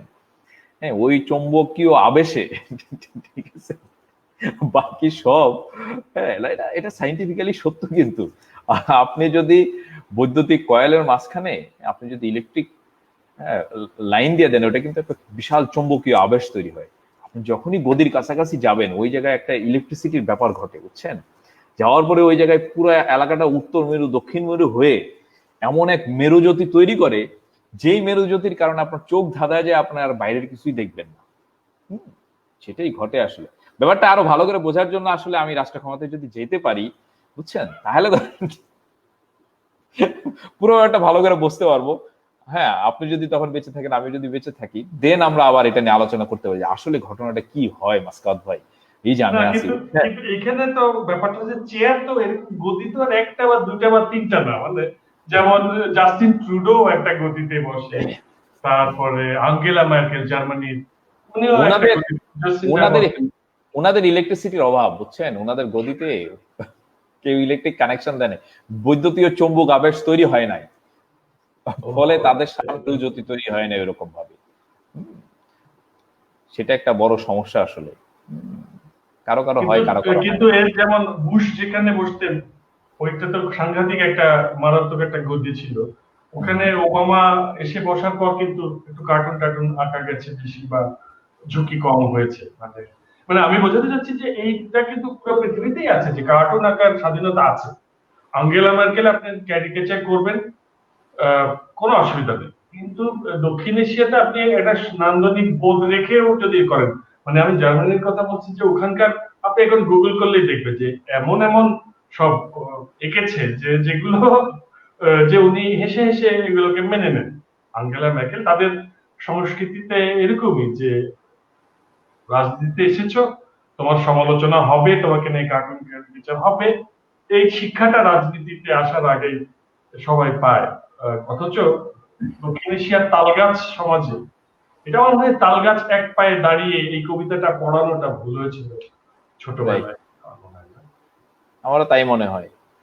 তাল গাছ, মানে এটা তো রাজনীতির প্রধান শিক্ষা হচ্ছে যে আমার অপোজিশন আমাকে নিয়ে কথা বলবে, এটা তো যে কোনো জিনিসই আপনি তো বিতর্ক করেন, বিতর্কের প্রধান নীতি তো আপনার অপোজিশনে এসে আপনাকে শোয়ায় দেওয়ার চেষ্টা করবে, রাইট? আপনি সেটা মারামারি না করে আপনি সেটা একই একই গ্রাউন্ড লেভেলে থেকে একই লেভেলে থেকে আপনি কথা দিয়ে তাকে হলো ধরাশায়ী করবে। সো আমি যখন রাষ্ট্র ক্ষমতায় যাব, আমি বা রাষ্ট্র ক্ষমতায় যে কোনো কাজেই, আপনি যে কাজই করেন না কেন, আপনি যদি কোনো সমালোচনা না হয়, তার মানে মনে হয় যে আসলে আপনি কাজটা করছেন না, হ্যাঁ, ঠিকভাবে কাজটা করছেন না। তো সকল কাজেই আসলে সকল ধরনের, পৃথিবীর এমন কোনো মানে বিখ্যাত মানুষ নাই যার আসলে সমালোচনা হয় নাই। এখন আপনি সমালোচনাটাকে কিভাবে নিবেন, সেটি হলো বড় বিষয়। রবীন্দ্রনাথ যখন লিখতেন সেই সময়ে তো একটা বড় অংশই তার বিরোধিতা করতেন, একটা বড় সাহিত্য সমাজ। জীবনানন্দ দাশ তো ছিলেনই, ওই সময় তো ব্যাপক অংশ মানে তাকে শনিবারের চিঠি সম্ভবত, তাই না? শনিবারের চিঠিতে তাকে সরোজিনী ঘোষ মনে হয়, হ্যাঁ, ওনারা একদম ধুয়ে দিতেন আর কি। তো এইরকম এইসব ধুয়ে দেওয়ার মধ্যে যদি আপনি নিজের উপর আত্মবিশ্বাস না রেখে আপনার কাজটা করে না যেতে পারেন, সেটা আসলে আপনার আত্মবিশ্বাসের অভাব, বা আপনি ঠিক জানেন না আপনি কি করছেন। হ্যাঁ, যার যে কাজ, সমালোচকরা সমালোচনা করবে এবং সমালোচনা করে, কিন্তু সবাই দেশটাকে ভালোই বাসে। যে যেই জায়গায় আছে, যে যেটা নিয়ে চিৎকার চেঁচামেচি করে, হ্যাঁ, সে দেখবেন সেই জিনিসটাকে আসলে ভালোবেসে চিৎকার চেঁচামেচি করে। তো তার জায়গাটাও একটু শোনা, কেন চিৎকার চেঁচামেচি করছে, তা সে নিশ্চয়ই একটা যৌক্তিক কারণেই করছে। অযৌক্তিক কারণ হইলো সে অযৌক্তিক কারণটাও বোঝা। সো ওই যে আপনি যেটা বললেন যে দক্ষিণ এশিয়ার তালগাছ সমাজ, এটা একটা বড় জায়গা হতে পারে আসলে। এটা তো নিশ্চয়ই আস্তে আস্তে আমরা চেঞ্জ হব, চেঞ্জ না হওয়ার তো কোনো কারণ নাই। হ্যাঁ, এখন কারণ আগে যেটা ছিল যে আমরা তো একটা ছোট্ট ঘেরাটোপে ছিলাম, দৈনিক পত্রিকা ছাড়া বাইরের জগতের সঙ্গে আর বিটিভি ছাড়া আর কোনো কিছুর সঙ্গে যোগাযোগ ছিল না। এখন তো দিন যাচ্ছে পুরো পৃথিবীটাই একটা, বাংলাদেশে একটা পৃথিবী হয়ে গেছে। আসলে সবাই তো আসলে পৃথিবীর খাতিরে সবকিছু দেখে। তো এইটা আসলে আপনি কতদিন আটকায় রাখবেন? আমাদের রুচি, হ্যাঁ, সবকিছুই আসলে ইন্টারন্যাশনাল স্ট্যান্ডার্ডে সবাই যেভাবে ভাবে, আমরা এখন সেভাবে ভাবা শুরু করছি। ইনফ্যাক্ট সব মানুষই আসলে, পৃথিবীর সকল মানুষই, পৃথিবীর যে কোনো জায়গায় থাকুক না কেন, বেসিক একইভাবে ভাবে আসলে। হ্যাঁ, হয়তো বা সেটার মোড়কটা ডিফারেন্ট, বাট বেসিক ভাবনা সবার একই। বাট এখন দেখতে পাচ্ছে যে এই ইন্টারনেট আসার কারণে সবাই দেখি যে একটা মিম দেখবেন, যে একটা হিউমার বা যে একটা ব্যঙ্গ কৌতুক এক জায়গায় যেভাবে জনপ্রিয় হচ্ছে, সারা পৃথিবীতে একইভাবে জনপ্রিয় হয়। দেখবেন যে একটা জিনিস আছে যে মিম টেমপ্লেট। হ্যাঁ, ধরেন এটা ওয়েস্টে যদি প্রচলিত হয়, সেটা এই দেশে এসে জনপ্রিয় হচ্ছে, সকল দেশে চায়না পায়না যা আছে সব জায়গায় একই মিম টেমপ্লেট দেখা গেলো জনপ্রিয় হচ্ছে। সো মানুষ আসলে সকল একই লেভেলেই আছে। সো বাকি অংশটুকু আস্তে আস্তে এলিমিনেট হয়ে যাবে বলে আমার ধারণা আর কি সামনের দিনগুলো। এটা আসলে ঠেকায় রাখা যাবে না।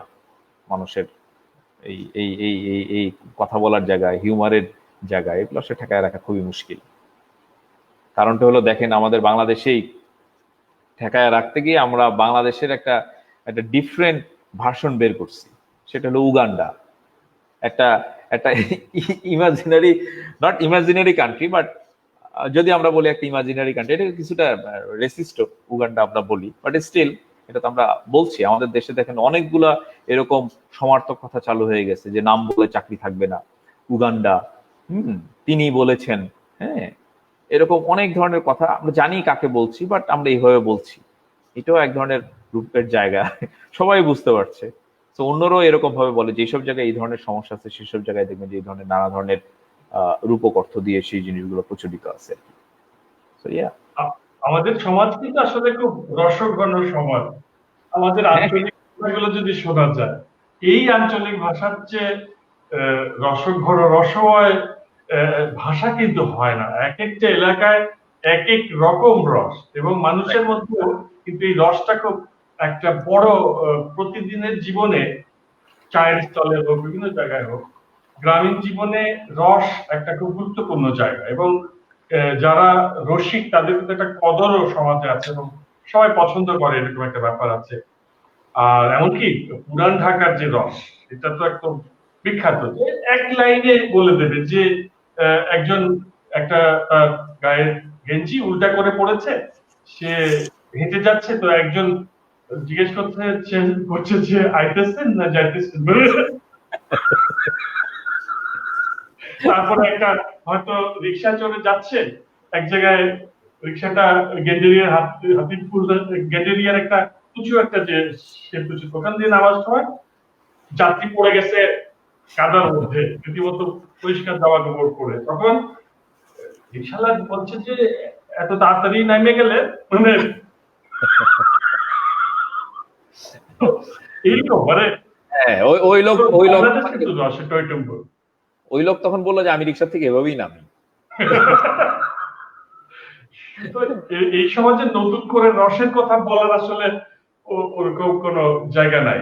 তো আর আরেকটা জিনিস কি যে আমরাও দেখেছি যে আমরা যারা একটুখানি এই হিউমারের দিকটা নিয়ে চর্চা করি, তারা কিন্তু আমরা একই অফিসে যেহেতু কাজ করেছি, আমরা বলতে পারবো যে কখনো আমাদের দুজনের মধ্যে কিন্তু কোন রকম মানে সিরিয়াস কাজই করছে, অফিসের কাজই করছে, কিন্তু বা ওখানে মতবিরোধও কিন্তু হচ্ছে। একটা পেজ নিয়ে একবার বিতর্ক হয়েছিল, আমার মনে আছে যে আপনি বলছিলেন যে এই পৃষ্ঠাটা দেখতে ব্লগের মতো লাগছে, আপনি এটাকে চিন্তা করেন। তো এই যে আমরা একটা বিতর্ক, কিন্তু ওটা কিন্তু একটা সিরিয়াস বিতর্ক, কনসেপ্ট নিয়ে বিতর্ক, কখনো তিক্ততা তৈরি হয়নি। এর কারণ হচ্ছে যে এই যে লাইফকে বা প্রত্যেকটা ব্যাপারকে সিরিয়াসলি নিয়ে জীবনটাকে টেটো করে ফেলাটা, এটা যে খুব কাজের কথা না, এটা আমরা মোটামুটি অনুধাবন করতে পারবো। এবং তার একটা ফলাফল ভালোই, যে রসে বসেই তো কাটে। এমনকি করোনার সময় যখন খুব মন খারাপ থাকার কথা, তখন কিন্তু আমাদের মন খারাপটা কম হয়েছে। সেটাই। মানে দেখেন, আমি আমি কিছু জিনিস কিভাবে দেখি যে ছোট ছোট ঘটনায় আসলে মন খারাপ করার কোনো কারণ নাই। যেমন ধরেন আমি একটা রিক্সা ঠিক করলাম, যে একটা জায়গায় থেকে 20 টাকা রিক্সা ভাড়া ঠিক করলাম। পাশে এসে নামলাম, রিক্সাওয়ালা বললো যে কি না আপনি 25 টাকা ঠিক করছিলেন। দুইটা ঘটনা ঘটতে পারে, এক হলো যে আমি ওই লোককে 25 টাকা 5 টাকা দিয়ে দিতে পারি, আর একটা হলো ওনার সঙ্গে তর্ক করতে পারি। তর্ক করলে কি হবে, উনিও তর্ক করবেন, আমিও তর্ক করবো, এক পর্যায়ে ধরুন 5 মিনিট সময় কিন্তু নষ্ট হলো। উনি একটা কথা বলুন, আপনি একটু উত্তপ্ত বাক্য বিনিময় করলেন, আপনার মাথা ঠান্ডা হইতে দেখবেন যে আপনার অন্তত আধা ঘন্টা 1 ঘন্টা টাইম লাগছে। তো 5 টাকার জন্য এটা মানে এটা worth it কিনা দেখবেন যে আপনার খরচ হয়ে গেছে। হ্যাঁ, যে 5 টাকা খরচ অনেক বেশি। হয়তোবা তারপরে বাসায় এসে আপনার হয়তো একটা মিটিং ছিল, আপনি মিটিংটা ঠিক মতো করতে পারলেন না, বা আপনার আরেকটা কাজ ছিল, আপনি একটা জিনিস দেখতেছিলেন, বা হোয়াটএভার কিছু একটা জিনিসের সঙ্গে আপনি হয়তো বাসায় এসে আরেকজনের সঙ্গে ঝগড়া করলেন। ফলে এটা পুরোটা জিনিসেরই একটা ধরেন একটা চেইন রিয়াকশন আছে। সেই চেইন রিয়াকশনটা আপনার 5 টাকা 10 টাকার বেশি কিনা। হ্যাঁ, এখানে আরেকটা ওয়ে করতে পারেন আপনি, সেটা যে 5 টাকা দিতে পারেন, অথবা তার সাথে একটা যদি ঝগড়াই না করে যদি এটা প্রতিবাদই করতে চান, এমন একটা কথা বলে তাকে দিতে পারেন। হ্যাঁ, ধরেন আপনি তাকে বললেন যে আচ্ছা ঠিক আছে 5 টাকা দিব, হ্যাঁ আমাকে আমাকে আবার একটু ঘুরায় নিয়ে আসো ওই জায়গা থেকে, বা কিছু একটা বলা, বা এমন একটা কিছু বলা ওই ঘটনার সঙ্গে মিলিয়ে, দেখবেন যে আপনারও মন খারাপ হলো না, কোনো কিছুই হইলো না। হ্যাঁ, তো আমি আসলে সেকেন্ড নীতিতে বিশ্বাসী। আমি মনে করি যে মানুষের সঙ্গে এইসব সামান্য জিনিস নিয়ে, সামান্য ইন এ সেন্স আমি বলতেছি যে কোনো কিছুই সামান্য না, আবার যদি আমরা একটু সময় বা মানসিক জায়গা থেকে দেখি, তাহলে এগুলো আসলে খুবই সামান্য বিষয়। আমরা আমাদের নিজেদের মনের দিকে আসলে ওরকম ভাবে তাকাই না, আমাদের নিজেদের শান্তির দিকে ওরকম ভাবে তাকাই না। না তাকায় ধরেন আমরা এই ঝগড়াঝাটি, ফেসাদ, এবং ফেসবুকটা এখন একটা বিশাল জাজমেন্টাল সেন্টার হয়ে পড়ছে, সবাই সবাইকে জাজ করা, এরকম জিনিস নিয়ে আমরা আসি আর কি। হ্যাঁ, এখন মানুষের স্বভাব আসলে ওইরকম, কে কে কি চুজ করবে সেটা আসলে বিষয়। আপনি আপনি ফেসবুকে একটা স্ট্যাটাস দিলেন, আপনার স্ট্যাটাসে এসে কেউ একজন উত্তপ্ত মানে খুবই কুৎসিত ভাষায় আপনার সঙ্গে আক্রমণ করলো, আপনি নানান ভাবে সেটাকে এড়াই দিতে পারেন। এক হলো যে আপনি সেটার সঙ্গে জড়িত হয়ে আপনি নিজের মেন্টালিটি, মানসিক অবস্থা খারাপ করে ফেলতে পারেন, অথবা আপনি একটা হিউমারাস জবাব দিয়ে, স্যাটারিক্যাল জবাব দিয়ে আপনি বের হয়ে আসতে পারেন সেটার ভিতর থেকে। হ্যাঁ, তো সেটাই আপনি যেটা বললেন যে কাজ করতে গেলে বা জীবনে নানা ধরনের মত বিরোধ, নানান কিছু হবেই, বাট সেটার কারণে সেটার প্রভাব আপনার নিজের উপর ফেলার কোনো মানে হয় না। সেটা খুবই বুদ্ধিমানের কাজ বলে আমি মনে করি না। মানুষের সাথে ফাইনালি যে সম্পর্কটাই তো আসল। হ্যাঁ, মানুষের সাথে মানুষের সম্পর্ক, মানুষের সাথে মানুষের ভালোবাসা, এমপ্যাথি, হ্যাঁ সেটা শুধু মানুষ না, পশু প্রাণী, গাছপালা, এগুলো নিয়েই তো আমরা আছি। আমরা শুধু মানুষ নিয়ে যদি একটু শুধু ভাবি আবার, তাহলে সেটা হবে না। আমরা যদি সবকিছুর উপরে এতভাবে নির্ভরশীল, সেটাই। আমরা অনেক সিরিয়াস আলোচনায় চলে গেছি। তাই, কিন্তু ব্যাপারটা সেটা না, সিরিয়াসলি তো অসুবিধা হবে না, মানে এতে করে বোঝা যাবে যে একটা বুদ্ধিজীবী হওয়ার সম্ভাবনা জিইয়ে রাখা হচ্ছে, তাই না? হুম, তো এখন লেখালেখির ব্যাপারটা কিন্তু বেশ অবহেলিত হচ্ছে, কারণ লেখালেখি দিয়েই শুরু হয়েছিল শিমন নাসেরের জীবনটা। ওই জায়গাটায় আসতে চাচ্ছি আমি, যে হুম। এই সম্পাদনা করতে গিয়ে এবং নানান রকম প্রকল্প আছে, প্রজেক্ট আছে যেগুলো করা হয়, এর মধ্যে দিয়ে লেখালেখি ব্যাপারটা আমার মনে হচ্ছে যে একটু পিছিয়ে পড়ছে। একটা বই হ্যাঁ, অবশ্য প্রকাশিত হতে দেখেছি। একটুখানি হুম, লেখালেখির জগৎটা নিয়ে কথা বলে আমরা ধীরে ধীরে চলে যাবো। ওকে। না, লেখালেখি জিনিসটা যেটা হলো যে আমার আমি এখন যেই জায়গাটায় আছি, আমি নিজে লিখতে গেলে যেটা হয় যে অনেক সময় চলে যাচ্ছে শুধু একটা লেখা লিখতে গিয়ে। বরঞ্চ যেটা করি যে আমাদের যে একটা বিশাল গ্রুপ আছে, ধরেন একটা আইডিয়া, পুরো জিনিসটা আইডিয়াটা ভেবে আমি ওখানে ছেড়ে দিই, এটা তুমি লেখো, এটা তুমি লেখো, এটা তুমি লেখো, নানানজন লিখো। বিকজ অফ ওই যে যেটা বললাম যে আমার অবস্থানটা একটু পরিবর্তন হয়ে গেছে। আগে যেটা হচ্ছে আমি লেখক হিসেবেই হলো এক জায়গায় যুক্ত হয়েছিলাম, তারপরে সম্পাদনায় যুক্ত হলাম, এবং যখন আমি রসালো বা আলপিন এগুলাই ছিলাম, তখন একটা সুবিধা ছিল যে এটা একটা সাপ্তাহিক ম্যাগাজিন ছিল, সো অনেক সময় পাওয়া যেত। যে ওয়েল, আমি একটা ভাবনা ভাবলাম, এটা আরো 3 দিন সময় আছে, আই ক্যান রাইট, আমি লিখে অন্যান্য সম্পাদনার কাজও আমি শেষ করতে পারি। বাট অনলাইন জিনিসটা এমন, এটা তাৎক্ষণিক দিতে হয়, আজকে একটা ঘটনা ঘটছে এখনই আপনাকে দিতে হবে। হ্যাঁ, এখন ধরেন আমার মাথায় 5টা আইডিয়া চলে আসছে, 5টা আইডিয়া আমার পক্ষে লেখা খুবই ডিফিকাল্ট। হ্যাঁ, বা আরেকটা কাজ আছে সেটা বাদ দিয়ে আমার এই কোনো কিছু লেখা এর চেয়ে ভালো এই এই ভাবনাটা অমুক ভালো লিখবে, তাকে আমি দিয়ে দিই, এই অমুক ভালো লিখবে, তোমার আমাকে তাকে দিয়ে দিই। আমি হয়তো বা তখন অন্য একটা আইডিয়া নিয়ে কাজ করতেছি, সেটা হয়তো আমি অর্ধেক লিখে দিলাম, সেটা সবসময় যে আমার নামে যাচ্ছে সেটা না। বাট স্টিল আপনি যেটা বললেন সেটা তো আসলে আহ, মানে আমি হ্যাঁ, এত এত লম্বা ব্যাখ্যা আসলে শুনতে চাইনি, হ্যাঁ, মানে আমি হ্যাঁ। আচ্ছা, যাই হোক, আমি আপনাকে একটা সুখবর দিতে পারি যে আমি একটা বইয়ের কাজ শুরু করেছি। একটা একটা একটা বড় প্রজেক্ট শুরু করেছি। এই বইটা আমি আশা করি যে আগামী 1 বছরের ভিতর শেষ করতে পারবো। একটা জটিল জিনিস আর কি, আপনার সঙ্গে একটু আলাপ করেছি, বাট জনসমক্ষে এখন এটা নিয়ে শেষ করতে চাই না, মানে আচ্ছা। বলতে চাই না। বাট এটা একটা ভালো সংবাদ যে আমি শুরু করেছি আর কি, দেখা যাক কি হয়। তাহলে আড্ডা ব্যাপারটা তো খুব একটা খারাপ লাগলো নাকি? না, না, না, না, ভালো। ঠিক আছে। সামনাসামনি বসে কথা বলার থেকে এই যে ওই এই যে নিরাপদ দূরত্ব বসে যে আমরা কথা বললাম, হ্যাঁ, জিনিসটা আমরা ভালো। তো সোশ্যাল ডিস্টেন্সটা মেনটেন করতে হয়েছে, রুমে বসে রুমই হতে হয়েছে, তাই না? Right, right, right. ভালোই লাগলো কথাবার্তা বলে। হ্যাঁ। আমরা জ্ঞানী মানুষ না, আমি পার্সোনালি আমি নিজে খুব একটা জ্ঞানী মানুষ না, ঠিক আছে। সো অন্যের কথা শুনতে আমার মূলত ভালো লাগে, আচ্ছা শুনলাম, শুনলে আমার অনেক আনন্দ লাগে, পড়তে আমার অনেক আনন্দ লাগে। নিজের বলতে গেলে নিজেকে অনেক বোকা বোকা লাগে, যে মনে হয় যে এইসব জিনিস তো মানুষ জানি, এটা নতুন করে বলার কি আছে। সো সেটার একটা অস্বস্তি আছে। তো ইয়া, হয়তো বোকা হতেই এই পৃথিবীতে আসা আমাদের, তাই না? হইতে পারে, হইতে পারে। আমাকে একটা কথা না, মানে আমি যখন ইন্টারমিডিয়েটে পড়ি, ইন্টারমিডিয়েট মানে একাদশ শ্রেণীতে পড়ি, তখন বিশ্ব সাহিত্য কেন্দ্র পড়তাম। তখন আব্দুল্লাহ সাইদের একটা কথা আমার খুব, মানে ওইটা আমার জীবন মোটামুটি ধ্বংস করে দিয়েছিল, কিছু কখনো বড় হওয়ার দরকার নেই, হৃদয়ের দিক থেকে সবসময় তরুণ থাকবা। এবং এই এত স্কুল কলেজ পড়াশোনা এগুলো আলটিমেটলি জীবনে কোনো গুরুত্ব বহন করে না।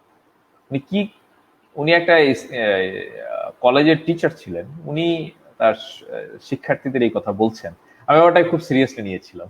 ঠিক আছে,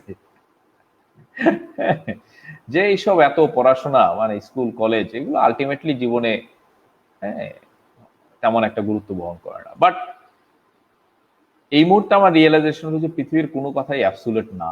হ্যাঁ, পৃথিবীতে সত্য মিথ্যা বলে আসলে কিছু নাই। যে এইটাই সত্যি এটাই মিথ্যা, এটা খুবই ডিফিকাল্ট একটা বিষয়। যেমন আমি আপনাকে একটা ছোট্ট উদাহরণ যদি বলি, যে আপনি যত দেখবেন একটা জিনিস জানবেন, তত আপনি বেশি কনফিউজড হয়ে যাবেন। হ্যাঁ, যেমন আমরা ছোটবেলায় জানতাম যে সূর্য পূর্ব দিকে ওঠে, তা আমরা বড় হয়ে যখন বড় যখন হইলাম, এটা যখন আপনি একজন, যদি একজন ইয়াকে বলেন, কি বলে এই বিষয়ে পড়াশোনা কারা করে, অ্যাস্ট্রোফিজিসিস্ট, জ্যোতির্বিদ, অ্যাস্ট্রোনমিস্ট, হ্যাঁ হ্যাঁ অ্যাস্ট্রোনমি, ওদের যদি বলেন ওরা দেখবেন যে হা হা করে হাসবে, বলেছে না সূর্য পূর্ব দিকে ওঠে না, সূর্য আসলে ওঠেই না। ঠিক আছে, সূর্য থাকেই। সূর্য থাকেই, পৃথিবীটা ঘুরে আমরা দেখি মাঝে মাঝে, আচ্ছা ঠিক আছে সূর্য উঠতেছে যাচ্ছে। তো ও এই কথাটা কেন বলছে, ও অনেক বেশি জানে দেখে ও বলতেছে না সূর্য আসলে, দেখেন আমাদের ছোটবেলার একটা ধ্রুব সত্য আরেকজন একদম খারিজ করে দিচ্ছে, না সূর্য আসলে ওঠে না। আবার ধরেন আমরা বলতেও পারি না যে সূর্য আসলে ওঠে না, আপনি এটাকে আবার খারিজও করে দিতে পারেন না, হ্যাঁ আমরা তো দেখি সূর্য ওঠে, আবার যদি আবার পিছনে তাকাই দেখি যে না সূর্য ওঠে না। তো এইটাই আপনি আসলে, আপনাকে যদি হঠাৎ করে কেউ জিজ্ঞেস করে সূর্য ওঠে না, পূর্ব দিকে ওঠে কি ওঠে না, এটা যদি আমাকে এখন কেউ জিজ্ঞেস করে, আমি আসলে এটা জবাব দিতে পারবো না, খুবই কনফিউজ হয়ে যাবো। আসলে হ্যাঁ মানে হয়েছে কি জিনিসটা, ফলে কোনো কিছুরই হ্যাঁ জবাব দেওয়া আসলে খুব মুশকিল হয়ে যায়। আপনি যখন একটা বিষয় নিয়ে একটু জানবেন, ফলে ধরেন খুব কনফিডেন্টলি যখন কেউ কোনো কিছু নিয়ে কথা বলে, তখন আমি একটু মুচকে হাসি যে ওয়েল, হ্যাঁ আপনি কনফিডেন্টলি বলতেছেন, দ্যাট মিনস আসলে ওইটা নিয়ে মনে হয় আরেকটু পড়াশোনার জায়গা আছে। কেউ যখন অনেক বেশি কিছু জানে, মানে একটা জিনিস ডিটেল জানবে, তখন আসলে এত কনফিডেন্টলি বলা খুবই খুবই ডিফিকাল্ট। হ্যাঁ, সো জাজমেন্টাল হওয়া তো আরো না, আপনি কার প্রতি কি দেখে জাজ করতেছেন একটা মানুষকে, ফেসবুকে একটা মানুষের ছবি দেখে জাজ করা, বা একটা প্রত্যেকটা মানুষেরই এত ঘটনা থাকে, এত কিছু থাকে। হ্যাঁ, আমরা এই হিউমার স্যাটার করতে যাই দেখি, যখন আমরা একটু গভীরে যাই, হ্যাঁ যে মানুষটা নিয়ে করছি তার আগের কাহিনী দেখি, নানান কিছু দেখি, হ্যাঁ তার জীবনটা আসলে কোন জায়গা থেকে আসছে। যে আমার বাসায় একটা চোর ধরা পড়লো, আমরা হয়তো চোরটাকে মারলাম বা চোরটাকে আটকায় দিলাম, আবার সিরিয়াস কথায় চলে না যাওয়া। না, এই কথা আমার কিন্তু ডোনাল্ড ট্রাম্পকে নিয়েও মনে হয় যে, হ্যাঁ, যেহেতু ডোনাল্ড ট্রাম্পের কথা জানি যে তার একটা শৈশব ছিল, তাই না? সেই শৈশবে তার বাবা খুব একটা হৃদয়বান মানুষ ছিলেন না, বা ওনার এক্সপ্রেশন এরকম ছিল যে একটি শিশুর সঙ্গে যতটা কোমল আচরণ করার কথা বা মানবিক হওয়ার কথা, তা আহ, বাবা হননি জন্য ট্রাম্পের মনের মধ্যে একটা গভীর ক্ষত রয়ে গেছে। হ্যাঁ, তো সুতরাং আমাদের দেশেও দেখেন আমরা যে কোনো সমস্যাই মারামারি দিয়ে সমাধান করতে চাই। রিক্সাওয়ালার সাথে যদি ইয়ে হয়, কেউ থাপ্পড় মারে, হ্যাঁ দেখবেন যে রাস্তাঘাটে বাস ড্রাইভার, মানুষ, চায়ের দোকানদার বা স্টুডেন্ট, হ্যাঁ ইউনিভার্সিটি, সকল জায়গায় হলো হাতাহাতি মারামারি হচ্ছে। আমরা মনে করি যে মারামারি দিয়ে সমাধান করা সম্ভব, এটা আসলে এখনই হয়েছে তা না, এটা আসলে আমাদের ছোটবেলার ঘটনা দিয়ে হয়েছে। দেখুন আমি একটা কিছু একটা অন্যায় করলাম, বাবা দেখা গেলো যে ঠাস করে একটা থাপ্পড় মারলো, হ্যাঁ দেন আমি ঠিক হয়ে গেলাম, আমি ওই কাজটা করলাম না। এই যে একটা ভয় দেখিয়ে যে মায়ের হলো একটা সমস্যার সমাধান, ফলে দেখেন আমরা কথায় কথায় বলে যে একটা ঠাডায় মাইট দিলে থাপ্পড় দিলে ওর সাইজ হয়ে যায়, ঠিক হয়ে যাবে। আমাদের ভিতরে ঢুকে আছে, ওরা যদি ফিজিক্যালি অ্যাটাক করা হয় বা মারা হয়, তাহলে সে সাইজ হয়। মায়ের উপর ওষুধ নাই, আমাদের কথাই আছে। হ্যাঁ, কারণ হলো আমরা ছোটবেলা থেকে দেখে আসছি যে টিচাররাও, সে একটা জিনিস ক্লাসে বুঝাইতে পারে নাই, এটা তার দায়ভার, সে এড়ায় গিয়ে তুই বুঝিস নাই কেন বলে পিটানি শুরু করলো। সো সমাধান হলো আমরা ছোটবেলা থেকে দেখে আসছি যে পিটানি, মাইর, এগুলো হলো সমাধান। সো এটা আমরা বড় হয়েও আমাদের অবচেতন ভাবে এটা লালন করি, যে কোনো একটা সমস্যা হলো আমরা থাপ্পড় মারি, কোনো একটা মারামারি করি, মনে করি যে এটাই সমাধান। 5 টাকার জন্য 10 টাকার জন্য যে মারামারিটা আমরা করি, এটা যদি আমরা ছোটবেলায় আমাদের বাবা মা, আমাদের সোসাইটি যদি বাবা মা যে কোনো সমস্যা যদি কথা দিয়ে সুন্দর করে বুঝায় জিনিসটা করতো, সো আমি এই জিনিসটাই হয়তোবা পরবর্তী জীবনে আমি আসলে লালন করতাম। রিক্সাওয়ালার সাথে হয়তোবা আমি পুরো জিনিসটাই একটা কথোপকথনের মাধ্যমে জিনিসটাকে সমাধান করতাম ঠান্ডা মাথায়। সেটা আমরা করি না, বিকজ অফ আমরা জানি যে এটা মায়ের উপর ওষুধ নাই।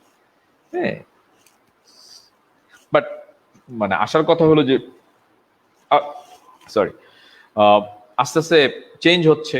হ্যাঁ, বাংলাদেশে অলরেডি শিক্ষা প্রতিষ্ঠানে ধরেন ফিজিক্যাল এবং মেন্টাল যেই টর্চার, হ্যাঁ সেটা অলরেডি নিষিদ্ধ করা হয়েছে। তো সামনে হয়তো বা ফ্যামিলিগত মানে ওই একটা পরিবারের ভিতরে যে বাবা মার যে মারার যে অধিকার, হ্যাঁ বা এই যে বাবা যে বলে আসে যে মাংস আপনার হাড্ডি আমার, হ্যাঁ ঠিক আছে, গরু পিঠে কত গরু পিঠায় মানুষ করলাম, এই জিনিসগুলো আস্তে আস্তে যত কমবে, আমার মনে হয় যে আমাদের সোসাইটির সামনের দিকে, হ্যাঁ এই জিনিসগুলো কমলে একটা জেনারেশন বা কয়েকটা জেনারেশনে দেখবেন যে আমরা এই মারামারি, হাতাহাতি, হ্যাঁ এইসব জায়গার থেকে আসলে একটু বের হয়ে আসতে পারবো। সেটা আসলে বের হয়ে তো হিউমারের চেয়ে বড় মার তো হয়ই না, তাই না? রাইট। সো বাবা মার সঙ্গে দেখবেন যে ম্যাক্সিমাম ছেলে পেলেদেরই সম্পর্কটা ওই রকম ভাবে থাকে না। হ্যাঁ, যে কথার যে সম্পর্ক, যে বাবাও একটা কথা বললো, ছেলেও একটা চ্যাটাং করে কথা বললো, বা একটা অন্য হিউমারের জবাব দিল, এইটা আস্তে আস্তে শুরু হচ্ছে। হ্যাঁ, বাবা প্যারেন্টসদের সঙ্গে বাচ্চা কাচ্চাদের একটা ভালো সম্পর্ক তৈরি হচ্ছে ছোটবেলা থেকে। যদি ওই চর্চাটা থাকে, দেখবেন যে হ্যাঁ, যে কথায় কথায় জবাব দিয়ে যেই জিনিসটা, সেটা দেখবেন যে সে বড় হয়ে ওইটাকেই হয়তো চর্চা করা শুরু করবে, চর্চা করতে থাকবে। যেমন আমি এবং আমি যেমন আমার বাসায় তো স্বাভাবিক আমার আব্বা আম্মাও এরকমই শাসন করতেন। তো আমি যেটা করতাম যে আমার যেদিন আত্মীয় স্বজন বেড়াতে আসবে এরকম একটা সম্ভাবনা আছে, আমি দেয়াল লিখন করে রাখতাম কিছু, চক দিয়ে ব্যাস সুন্দর। সে আব্বার দুর্ব্যবহার কমাতে হবে, আম্মার দুঃশাসন মানি না মানবো না, এটা একটা প্রতিবাদের ভাষা আর কি। আমার মনে হয় শিশুরা এটা চেষ্টা করে দেখতে পারে, অনেকে করে আমার ধারণা। করতে পারে এই যে এটা একটা ভালো পদ্ধতি, ঠিক আছে, আছে না, যে তাদেরকেও এই ধরনের উল্টা জিনিস দিয়ে চিপায় ফেলানো।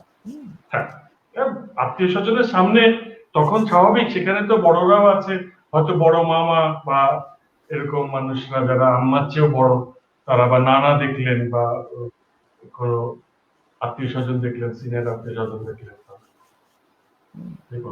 সুতরাং এটা করা যায় যে প্রতিবাদও চালিয়ে যেতে হবে। আসলে চালিয়ে যেতে হবে, মার খাওয়া যাবে, পরে মার খাওয়ার তো কোনো মানে হয় না, কোনো মানে হয় না। হ্যাঁ, এটা আমাদের প্রতিবাদ চালিয়ে যেতে হবে, নানান কিছু থাকবে।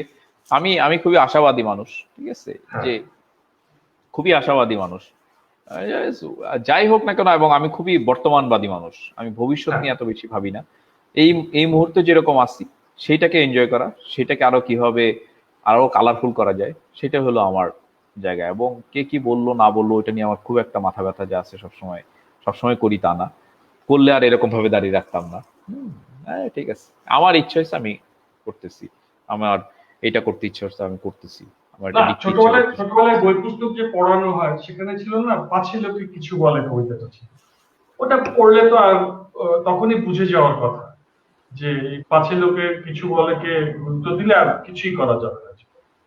রাইট, সেটাই, সেই জিনিসই আর কি। এবং লাস্টে আরেকটা জিনিস একটু বলি, যে আমাদের একটা বড় অভিজ্ঞতা হয় ইয়ার্কিতে, সেটা হলো যে যেই ঘটনা নিয়ে আমরা ইয়ার্কি করি না কেন, একদল লোক এসে বলে যে সবকিছু নিয়ে ইয়ার্কি করা ঠিক না।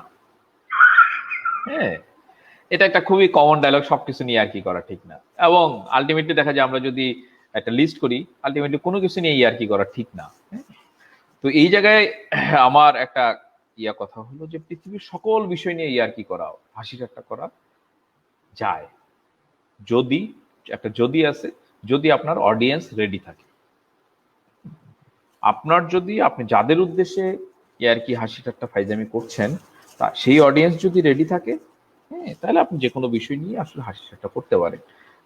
আপনি যদি আপনার সোসাইটিতে কোনো একটা ভালনারেবল গোষ্ঠী থাকে, ভালনারেবল কোনো একটা কিছু থাকে, তাকে নিয়ে আপনি আর কি মানে বা দুষ্টামি করা বা ফাইজলামি করা, মানে তাকে আরো পরিস্থিতির খারাপের দিকে ঠেলে দেওয়া। বাট তার পরিস্থিতি যদি ভালো থাকে, যেই জিনিসটা ধরেন অলরেডি সে ওভারকাম করছে বা এটা কোনো সমস্যা না সোসাইটিতে, দেন আপনি সেটা নিয়ে করতেন। ফলে দেখেন, কেন আমি বলতেছি সবকিছু নিয়ে ইয়ার্কি করা সম্ভব, যে যেই জিনিস নিয়ে আমরা আমাদের দেশে করতে পারি না, পলিটিক্স বলেন বা যে কোনো বিষয় বলেন, বিদেশে আবার হয়তো সেই জিনিসটা পারে, আবার বিদেশে অনেক কিছু আছে যেটা নিয়ে তারা পারে না, আমরা পারি। তো আলটিমেটলি সকল বিষয় নিয়ে করা সম্ভব। তা আমাদের দেশে একটা বড় বড় সংস্কার হলো যে মৃত মানুষকে নিয়ে কোনো ধরনের হাসি ঠাট্টা দুষ্টামি করা যায় না, বা করতে গেলে তারা নানা ধরনের সমালোচনার শিকার হন।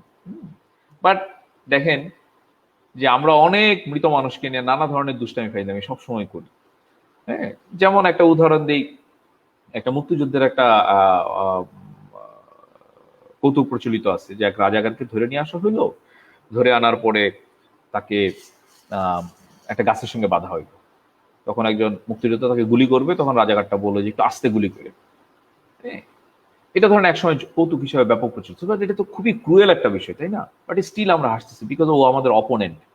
সো দ্যাট মিনস যে আসলে মৃত্যু নিয়ে কৌতুক করা যাবে যদি সে আপনার অপোনেন্ট হয়। অনেকগুলা কিন্তু এখানে লেয়ারে লেয়ারে অনেকগুলা বিষয় জড়িত হয়ে যায়। তার উপরে যদি এখন ওই রাজাকারটা যদি আপনার আত্মীয় হয়, তাহলে আপনি আবার যেটা হবে যে আপনার খুবই, আপনি আর নিতে পারবেন না, যেহেতু আপনার আত্মীয়। সো আপনার কোনোভাবেই সম্পর্ক যুক্ত হওয়া যাবে না, আপনার সোসাইটি বা আপনার পার্সোনাল লেভেলে কোনোভাবে কানেক্টেড হওয়া চলবে না। যেমন আমি একটা যোগ বানাইছিলাম, সেটা হলো আপনার বিএনপির মহাসচিব ছিলেন খন্দকার দেলোয়ার, খেয়াল আছে আপনার?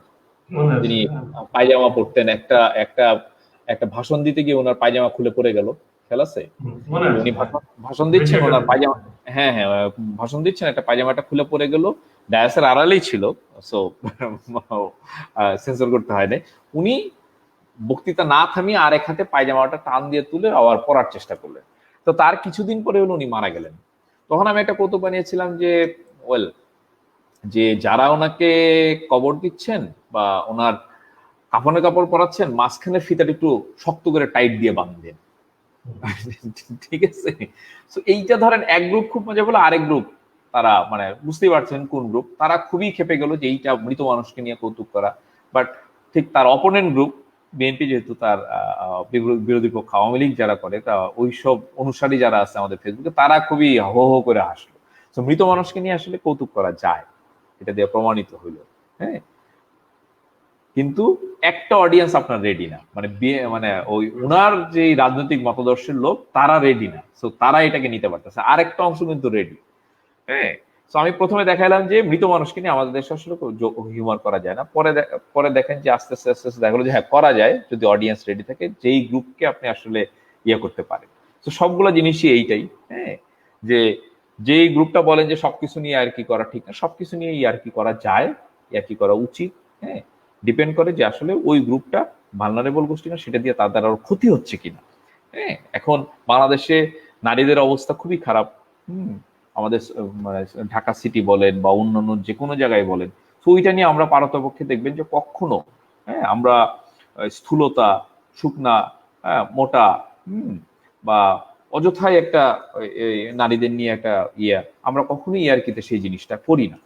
হ্যাঁ, কখনো আমরা সেটা শুধু ইয়ার্কি না, এটা আমরা আলপিন রসালো কোথাও আমরা এই মোটা মহিলা, চিকন মহিলা, হ্যাঁ, বয়স্ক মহিলা, এগুলো নিয়ে আমরা কখনোই কোনো কিছু করিনি, শুধু এই বিষয়টাকে উপযোগ্য করি নাই। কিন্তু উনি যদি নারী হন, নারী হলেও উনি যদি ওনার কোনো একটা পলিটিক্যাল পরিচয় থাকে, তখন ওই পলিটিক্সের জায়গাটুকু ধরে আমরা হয়তো তাকে স্যাটার করতেছি। যেমন ধরুন রওশন এরশাদ, উনি যখন বললেন যে আসো আমরা সবাই মিলে পার্টি করি, হ্যাঁ, ওই সময় আমরা কিন্তু ওনার নারীত্বকে নিয়ে আমরা ধরি নাই, আমরা ধরছি তার পলিটিক্যাল স্পিচকে নিয়ে ধরছি। হ্যাঁ, কিন্তু যেই জায়গায় পৃথিবীর যেই দেশটায় নারী এবং পুরুষ সমান অবস্থানে আছে এবং কোনো সমস্যা নাই, সেই জায়গায় আপনার নারীর যে কোনো ইস্যু নিয়ে আপনি আবার ধরেন হিউমার করতে পারেন বা স্যাটার করতে পারেন, সেটা কোনো সমস্যা না, কারণ আপনি হিউমার কারণে তারা আরো নানানভাবে ক্ষতিগ্রস্ত হচ্ছে না। তো যে যে জায়গায় যে অবস্থায় আছে, সেই জায়গায় যদি সে আরো খারাপ অবস্থায় থাকে, আপনি সেটা নিয়ে করতে পারেন। তো যারা বলেন যে সবকিছু নিয়ে ইয়ার্কি করা ঠিক না, হ্যাঁ, সবকিছু নিয়ে ইয়ার্কি করা ঠিক, বাট কোন অংশ কি আছে সেটা আমরা মোটামুটি যতটুকু বুঝি, যে অংশটুকু করি, সেটা দিয়ে কোনো একটা বিশাল গোষ্ঠী ক্ষতিগ্রস্ত হচ্ছে কিনা, সেটা যদি না হয়, তাহলে আমাদেরকে সেই ইয়ার্কিটা করতে দেন। এটা ইনোসেন্ট দাবি কি বা হতে পারে? একটু কি ইয়ার্কি হতে করার পারে? অধিকার চাওয়া না? এইদিকে ইয়ার্কি করার অধিকার চাই, সবার কাছে বিনীত হলো যে আমাদের ইয়ার্কি করার একটু অধিকার দেন। যদি না দেন তাহলেও আমরা করবো না যে তা না। সেক্ষেত্রে সমস্যাটা যেটা হবে, আপনি এনজয় করতে পারবেন না, আপনি শুধু জ্বলে পুড়ে ছারখাই হবেন। আমরা একটা জিনিস কষ্ট করে করছি, সেটা আপনি, হ্যাঁ, হাসতে পারবেন না আর কি, শুধু শুধু কষ্ট পাবেন। বরঞ্চ কষ্ট না পেয়ে হাসেন, 2 দিনের দুনিয়া, জীবনটাকে একটু সেটাই। হেসে ওরকম খেলেই আমরা একটু পার করি। রাম গরুরের ছানা হয়ে বসে থেকে তো লাভ নেই, তাই না? সেটাই। তো তাহলে ভালোই লাগলো হ্যাঁ আজকে। হ্যাঁ শেষ করা যাক, ভবিষ্যতে তো আড্ডা দেওয়া যাবে নাকি? কি হ্যাঁ মনে হ্যাঁ, হয়? অবশ্যই অবশ্যই অবশ্যই আড্ডা দেওয়া যাবে, আমরা দিব, আরো আরো কথাবার্তা বলবো, ঠিক আছে, কোনো সমস্যা নেই। বন্ধুরা, আজ তাহলে আমরা শেষ করছি। শিমু নাসের, ইয়ার্কি রম্য পত্রিকার সম্পাদক, তার সঙ্গে আড্ডা দিলাম আজকে আমরা। আশা করছি আপনারা আমাদের সঙ্গে ছিলেন। যারা সঙ্গে ছিলেন তাদেরকে অনেক ধন্যবাদ। এই অনুষ্ঠান যেহেতু আমরা শেয়ার করব, পরে যারা দেখবেন তাদের জন্য আগাম ধন্যবাদ রইল। ভালো থাকবেন সবাই। শুভরাত্রি। আপনাকেও ধন্যবাদ মাসকাত ভাই, এবং যারা দেখলেন বা দেখবেন বা দেখবেন না, হ্যাঁ, বা স্কিপ করে চলে যাবেন, তাদেরকে অনেক ধন্যবাদ। ঠিক আছে, ভালো থাকবেন সবাই। বন্ধ করে কি হবে?